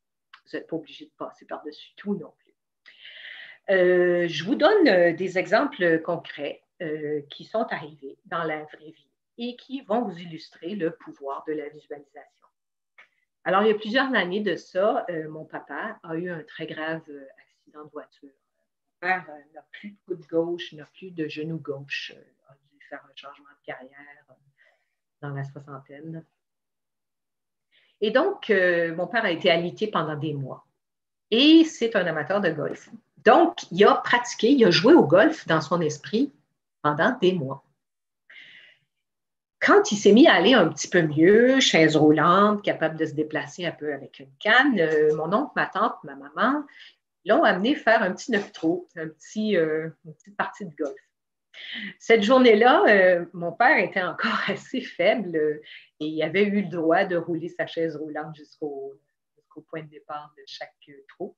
Et lorsqu'il donnait son swing de golf, excusez-moi, je ne suis pas golfeuse, le bâton partait avec la balle. Eh bien, cette journée-là, mon père a fait son meilleur score à vie. Bien sûr, après, son score s'est amélioré. Mais ces mois de pratique dans son esprit, malgré tous les handicaps qu'il vivait cette journée-là, avaient porté fruit. Ça fonctionne. J'ai moi-même pratiqué la visualisation par rapport à plusieurs concerts que j'ai faits et ça m'a été toujours d'un très grand support. Je vous propose une autre façon d'arriver à gérer des états difficiles par l'esprit. C'est une petite méthode, dans le fond, que j'ai créée. J'appelle ça l'éventail des possibles. Ça, c'est quelque chose qu'on va pouvoir utiliser quand on est plus proche de l'événement. Par exemple, le matin même ou dans l'antichambre en train d'attendre de passer à l'audition. Donc, l'éventail des possibles, vous ouvrez votre main. 5 possibilités. Ici, on a la pire. Je vais me décomposer. Je serai plus capable de jouer 2 notes à la fois. Ensuite, on a ici la meilleure situation qui puisse se produire. Je vais super bien jouer, je vais être contente. Je pense que je vais répondre aussi aux attentes de ce qui est demandé pour cet orchestre-là. Quelque chose ici au milieu. Bien, je vais bien jouer, je vais manquer certains passages, mais au bout du compte, je pense que ça va aller. Quelque chose ici du côté du pire. Ouf, j'ai quand même manqué pas mal de passages, mais bon, j'ai survécu à l'expérience. C'est justement une expérience. Il y a quelque chose ici du côté du mieux. Je pense que j'ai bien joué. Honnêtement, j'ai peut-être eu quelques petits flottements, mais j'ai bien réussi. Donc, une fois que vous avez ouvert l'éventail de 5 possibilités, et vous savez, des possibilités, il y en a des centaines. Et ça prend, en québécois, on dit tout notre petit change. C'est extrêmement difficile de trouver 4 autres possibilités que la pire.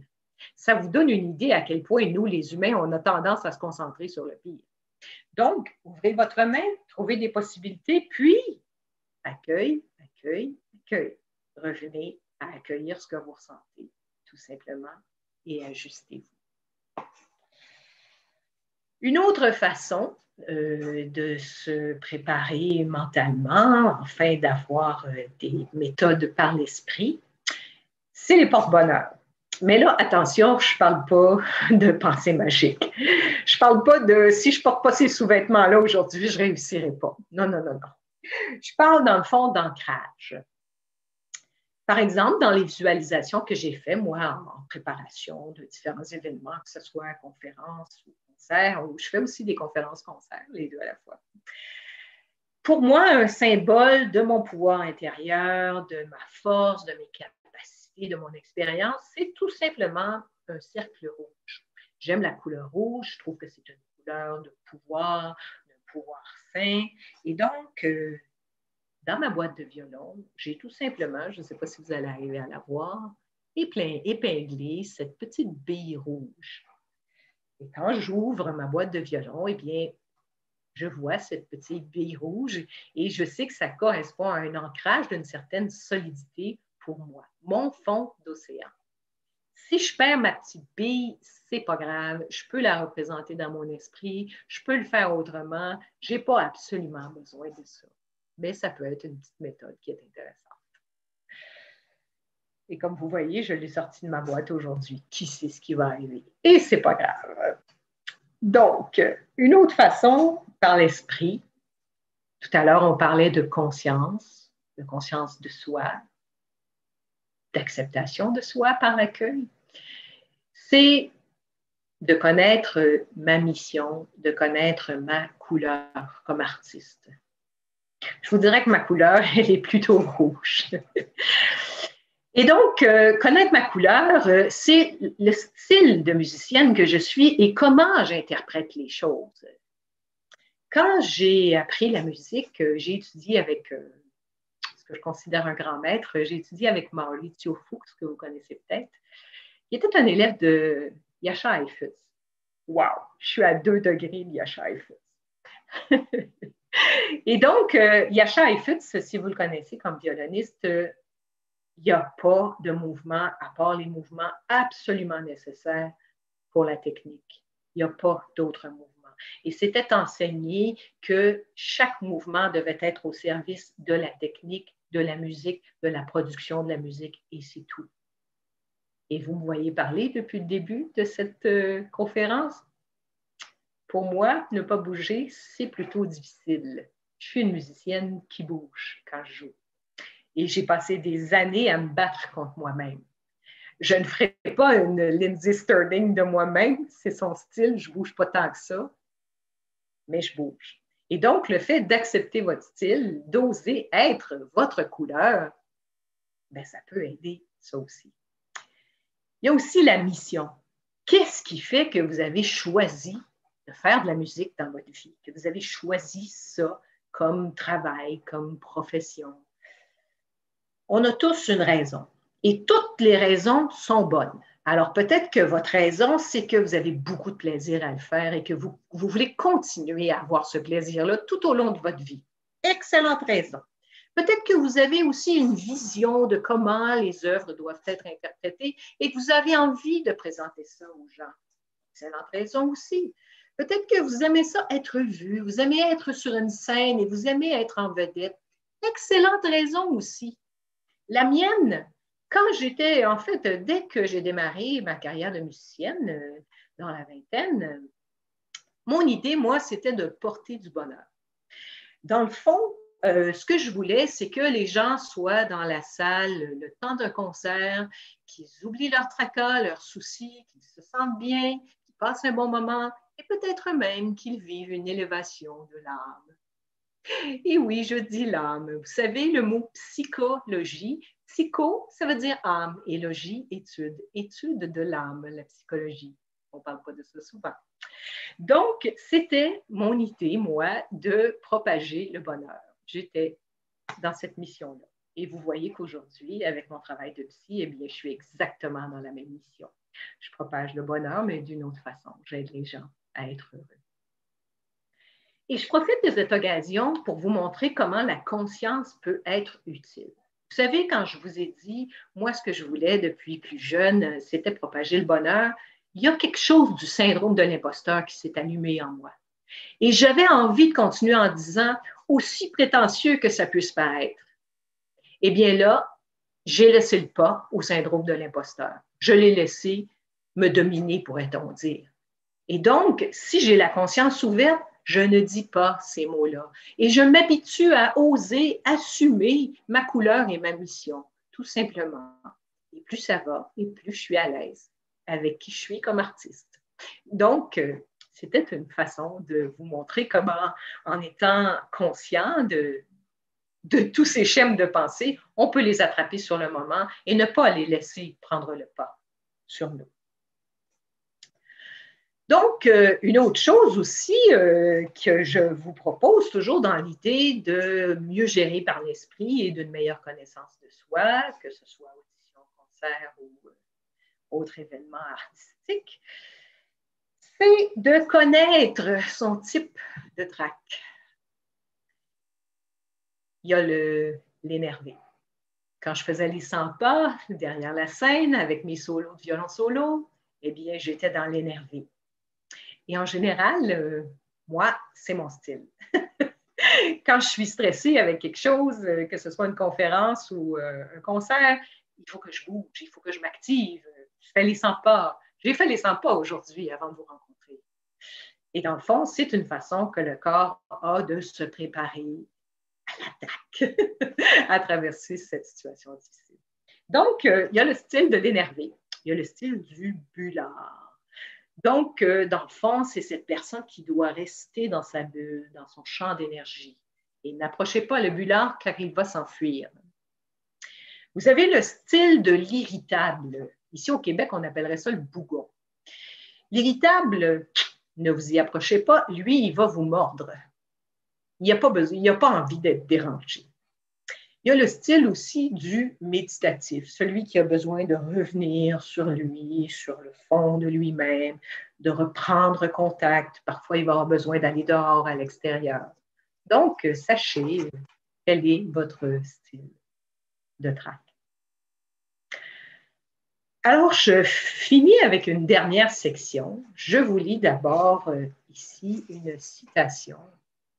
Ce n'est pas la technique qui fait le musicien, c'est sa sensibilité et sa capacité d'amalgamer sa vie au rythme du temps.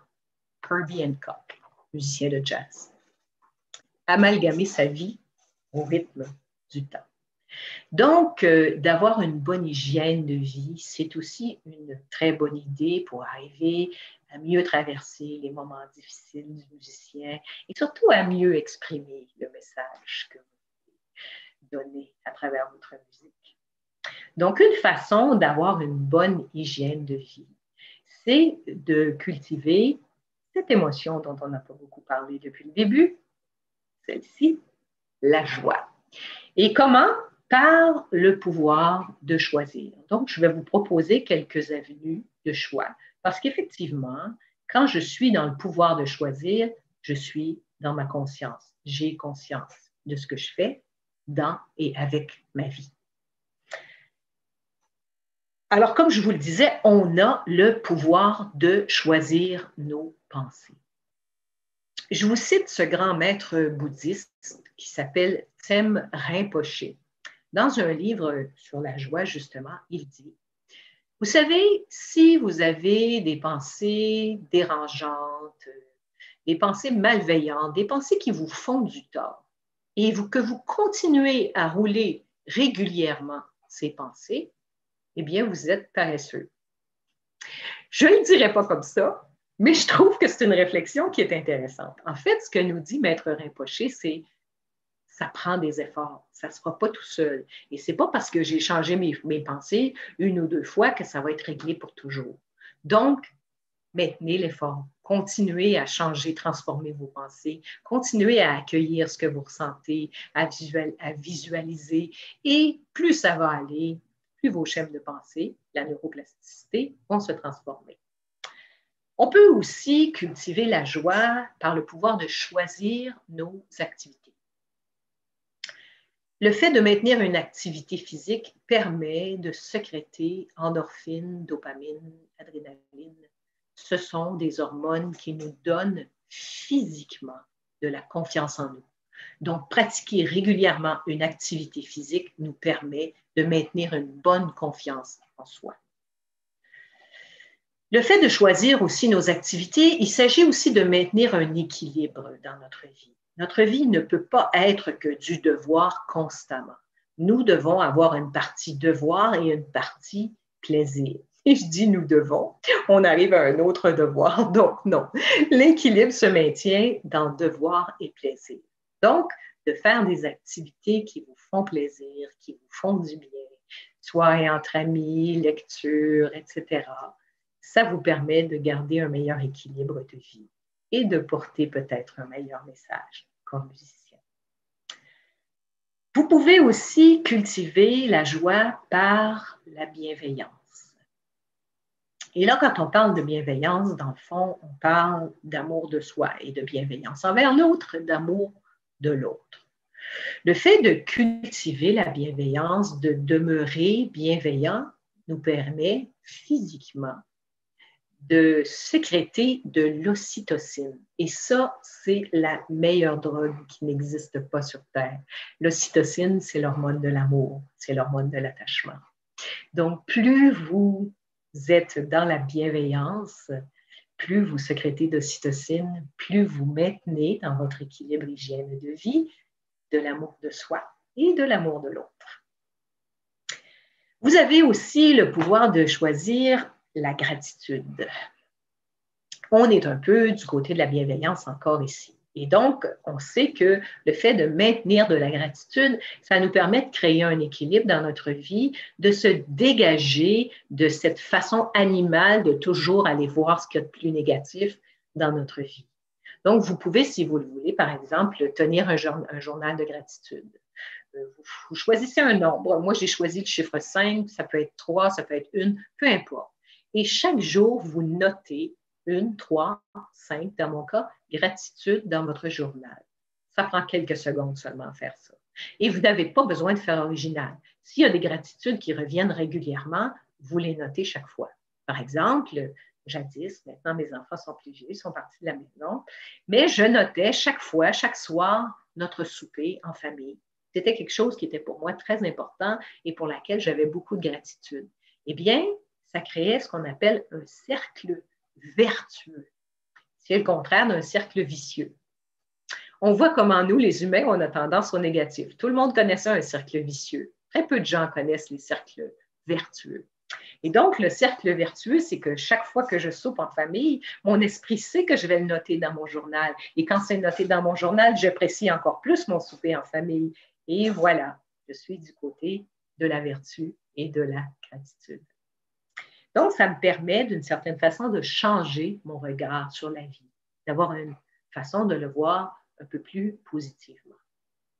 Je vous raconte encore une fois une histoire, c'est la métaphore du village perdu, peut-être que vous la connaissez.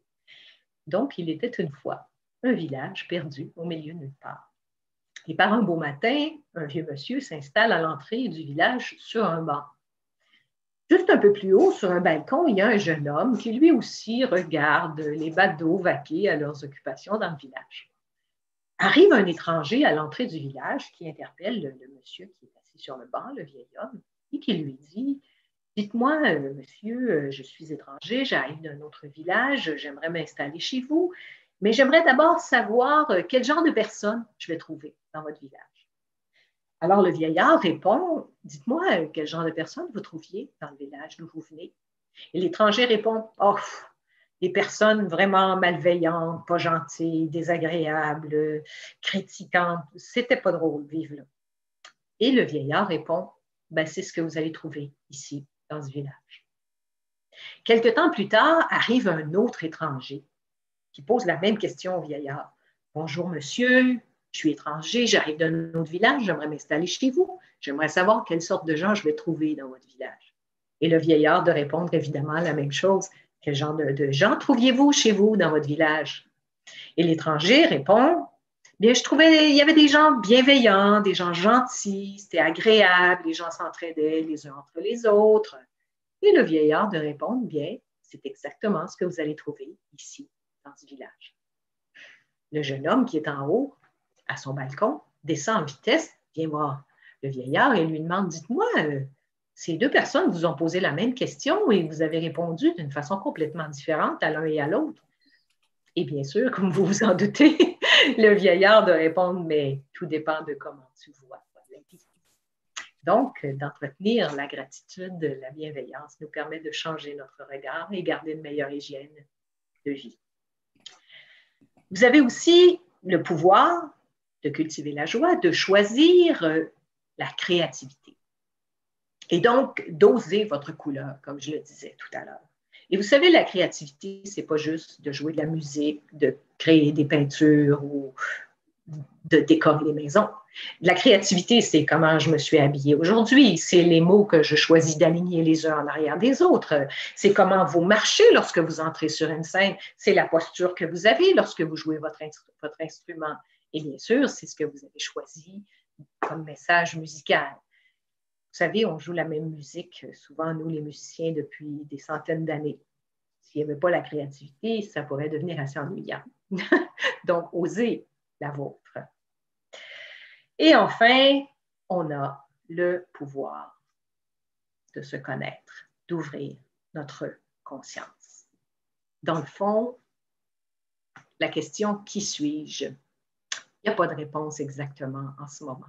C'est un voyage. Je découvre qui je suis constamment, à tout instant. Depuis que je vous parle, j'ai probablement changé 3, 4, 5 fois. Donc oui, j'ai une bonne idée de qui je suis, de comment je fonctionne, mais je continue de me découvrir de jour en jour. Et je vais vous laisser sur cette petite parole de sagesse que j'ai, moi, sur mon lutrin, quand je répète que ce soit des œuvres musicales ou des conférences. Et ça dit ceci, ça dit « Personne ne le fait comme vous ». Et croyez-le ou non, j'ai trouvé cette parole de sagesse dans un biscuit chinois. Donc, personne ne le fait comme vous. Merci beaucoup. Et maintenant, s'il y a des questions, ça va me faire plaisir de vous répondre.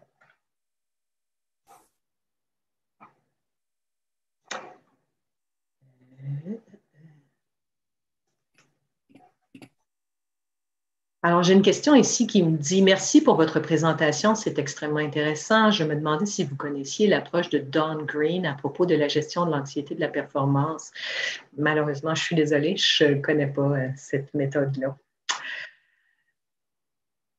Alors, j'ai ici dans le chat... s'il vous plaît, posez vos questions dans la section Q&A. OK, donc j'ouvre la question Q&A. Alors, s'il y a d'autres questions, je suis à l'écoute.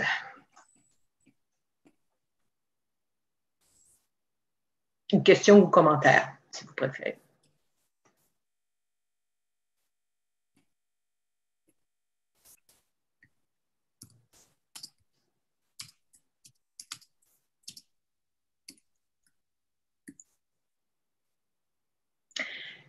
Bien, pendant qu'on attend pour les questions, je pense que vous pouvez les noter là, dans le...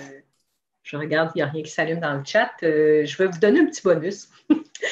Dans le fond, ce sont des effets, des bienfaits du fait de jouer de la musique. Non pas juste l'écouter, mais la jouer, peu importe quel est votre instrument. Donc, en effet, jouer de la musique apporte des bienfaits tout à fait particuliers. Et c'est la seule chose au monde qui apporte ça. Donc, la musique, entre autres, permet un équilibrage des deux hémisphères du cerveau. Et ça fait en sorte d'avoir une meilleure résilience. Donc, une meilleure capacité à traverser les événements difficiles, qu'ils soient musicaux ou autres, bien sûr. Une meilleure régulation de la température corporelle. Et oui, tout ça grâce à l'équilibrage des deux hémisphères du cerveau. Une meilleure régulation aussi des hormones du stress, le fait de jouer de la musique. Ça permet aussi une réduction de la douleur. J'avais jadis un musicien dans mon orchestre qui avait des gros problèmes d'allergie. Il était hyper allergique, éternuement, larmoiement, les oreilles qui piquent, il a tout. Et il me racontait qu'avant de monter sur scène, ses symptômes étaient épouvantables et que la seconde qu'il s'assoyait dans sa chaise pour faire le concert, fini, plus aucun symptôme. Et dès que le concert était terminé, ça recommençait. En fait, ce sont les endorphines, les opiacés du cerveau qui permettent de stopper la douleur. Ça permet aussi une fortification du système immunitaire, le fait de jouer de la musique. Donc, on est chanceux, on risque d'avoir une meilleure santé. Une augmentation de la mémoire, des capacités d'apprentissage, c'est très recommandé en vieillissant de continuer à jouer de la musique. Et un renforcement du système de sécurité, du sentiment de sécurité. Donc, surtout des musiques qui sont connues, que l'on connaît bien, ça va nous amener à se sentir plus en sécurité. Et là, je vois que j'ai des questions, donc merci pour votre présentation. Que faites-vous lorsque le stress vous saisit en plein milieu d'un morceau, lorsque l'on fait une erreur et qu'on se focalise dessus et qu'il y a l'effet domino qui se présente? C'est un peu là, ce que je disais tout à l'heure, de se coincer dans cette espèce de tunnel en pointu. Alors, c'est un peu comme je le disais tout à l'heure, il faut, dans le fond, arriver tout simplement à accueillir ce que vous ressentez. Je sais que ça a l'air un peu simplet, mais en fait, c'est aussi un défi de taille. Donc, tout simplement, vous pouvez le faire d'une façon visuelle, donc vous voir reculer ou vous voir sortir des dominos, respirer un bon coup si vous pouvez le faire aller vos yeux d'un côté et de l'autre si vous pouvez le faire, mais surtout, juste vous rendre compte que j'ai peur et c'est comme ça. Et si vous arrivez à vous dire ça, j'ai peur présentement, j'ai le stress qui est à un sommet, ça va baisser. Une autre question ici, j'ai essayé la visualisation à un moment il y a quelques années, mais pour moi, ça a augmenté mon anxiété. Avez-vous un conseil sur la manière dont on peut le faire pour éviter ce résultat? Alors, j'ai peut-être pas assez, merci de poser la question, j'ai peut-être pas assez insisté là-dessus. Lorsque vous faites la visualisation en préparation d'un concert ou d'une audition, c'est important aussi d'avoir un ressenti de bien-être. Donc, vous incluez dans votre visualisation que vous vous sentez bien, que vous êtes à l'aise, que vous sentez que c'est facile, que vous avez un plaisir. Et je vous dirais que comme musicien, en fait, dans mon expérience à moi, c'est peut-être surtout de se concentrer sur le plaisir de jouer que ça va permettre d'aider. Donc voilà, c'est ma proposition pour la visualisation plus efficace. Il y a peut-être d'autres questions. Pas de questions. Genre 3 questions ici. Ah oui, OK. Oui, OK.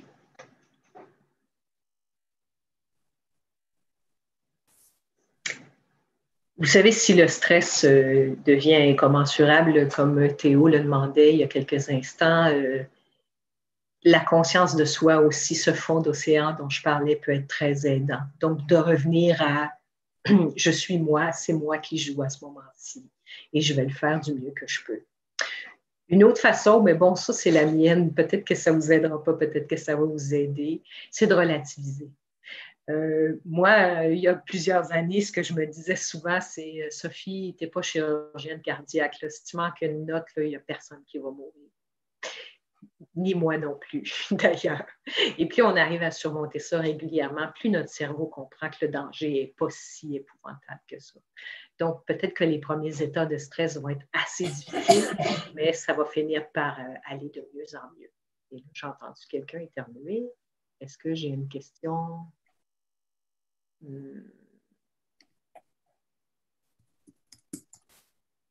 Merci beaucoup de votre présentation, elle était très intéressante. Il ne faudrait donc pas prendre en compte le stress dans la visualisation. Ben, en fait, j'ai envie de vous répondre oui et non. Il y a un piège, je vous dirais, par rapport à ça, c'est que si vous en prenez compte, c'est un peu comme l'histoire du trompettiste dont je vous racontais, que je vous racontais tout à l'heure, c'est que vous êtes en train de vous programmer que ça va être là. Donc, est-ce que vous pouvez, par contre, en tenir compte dans le sens de je suis capable de l'accueillir, puis je suis capable d'arriver à me sentir bien, puis à retrouver le plaisir de jouer? Oui, mais n'y laissez pas trop de place parce que, comme je vous dis, vous êtes en train de vous programmer que ça va se produire. Donc, en fait, encore une fois, je mettrai l'accent sur l'accueil. Oui, le stress peut se produire et non pas va se produire. Et si ça se produit, je l'accueille. Donc, je peux pratiquer ça dans ma visualisation pour ensuite arriver au bien-être et au plaisir de jouer, au message que je veux porter aussi, bien sûr. Donc, j'espère que ça répond à la question.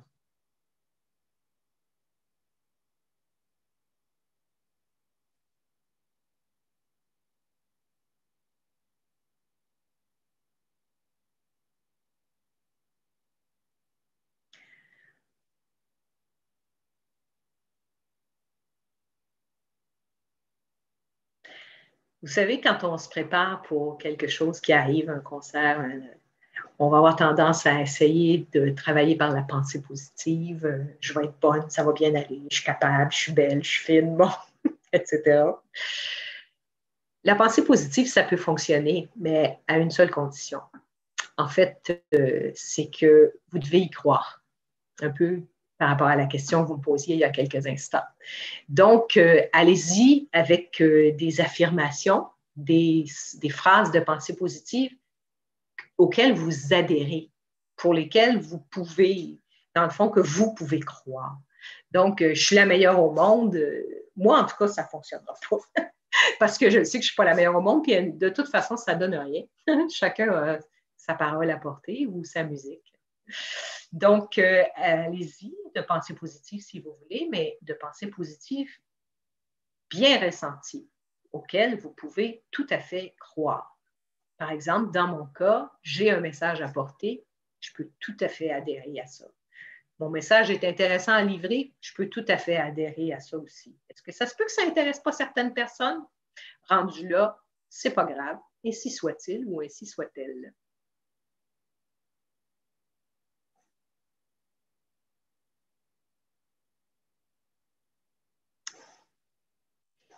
J'ai une autre question ici d'une dame Grasse qui dit « Je n'avais jamais été sujette au stress seulement depuis 1 ou 2 années, notamment parce que j'ai commencé à me poser des questions sur le stress en voyant tant de personnes stressées. J'ai remarqué qu'il y a beaucoup de très jeunes musiciens qui gagnent les auditions parce que, entre autres, on a, quand on est jeune, une sorte d'inconscience. » Ben oui. Pensez-vous que l'on peut retrouver cet état où il faut maintenant utiliser de nouveaux outils, dont ceux que vous avez mentionnés? Ben en fait, je vous répondrais que c'est peut-être pas nécessairement souhaitable de retrouver cet état d'inconscience, justement. Oui, il y a une espèce de pureté, de facilité de la jeunesse, et la jeunesse a un message particulier à porter dans sa musique ou dans ses mots, bien sûr. Mais en vieillissant, on a plus d'expérience, on a plus de connaissances, on sait aussi plus, effectivement, on a plus découvert la peur, mais on a un message différent à porter. Donc oui, ça vaut la peine, effectivement, de se transformer, de changer, d'apprendre à composer avec mon expérience personnelle. Et je pense que si j'arrive à faire tout ça, eh bien, mon message n'en est que de plus intéressant ou de plus palpitant même. Donc, utilisons de nouveaux outils, puisque de toute façon, votre conscience est ouverte. Comme je disais tout à l'heure, on ne peut pas désavoir. Alors, allons-y avec.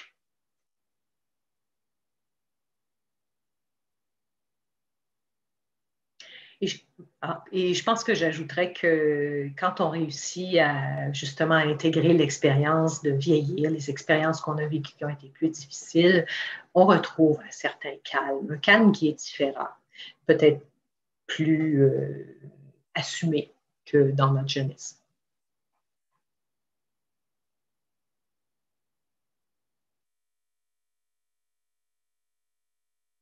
Alors, j'attends s'il y a d'autres questions ou commentaires qui arrivent.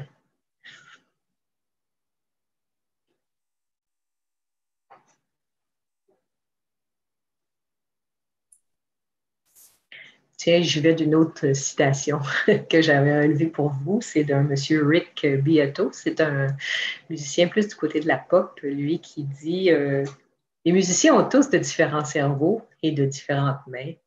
Et pour vous, les vents et les cuivres et de différentes lèvres. Donc, soyons tous différents et cessons de nous comparer.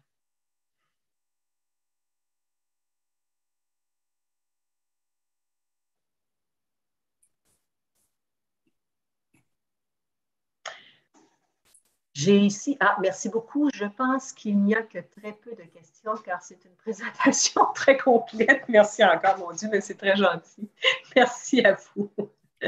Oui, j'ai tenté de mettre ça le plus complet possible face à mes deux expériences de musicienne et de psy.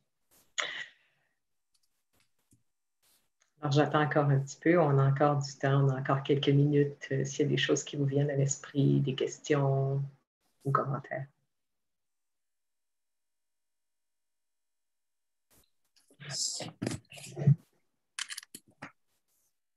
J'entends quelqu'un qui reprend le micro.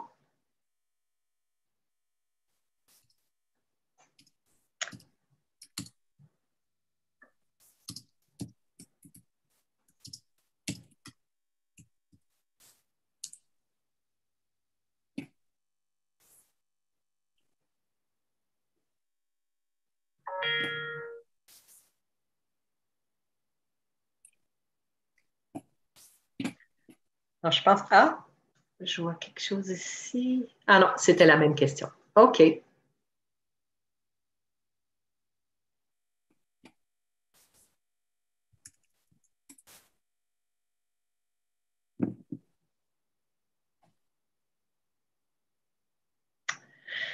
Ben, s'il n'y a pas d'autres questions, je vais tout simplement vous remercier. J'étais très heureuse de partager ces quelques informations avec vous aujourd'hui, partager un peu de mon expérience. Et je vous remercie davantage parce que pour moi, de pouvoir allier musique et psychologie, c'est un grand bonheur et j'ai rarement l'occasion de le faire. Donc, je vous en remercie d'autant plus. Merci d'avoir été à l'écoute et je repasse la parole à Mme Rosenthal.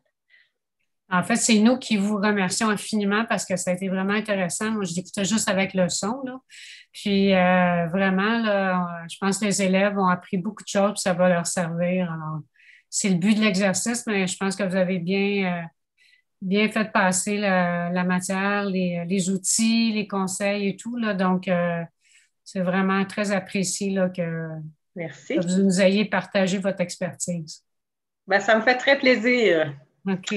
Donc, je vous souhaite une bonne suite de saison, 20e saison. Ouais. Félicitations pour la 20e aussi. Ouais. Puis, À la peut-être prochaine. bientôt. Ouais. Merci D'accord. beaucoup. Au Merci. revoir.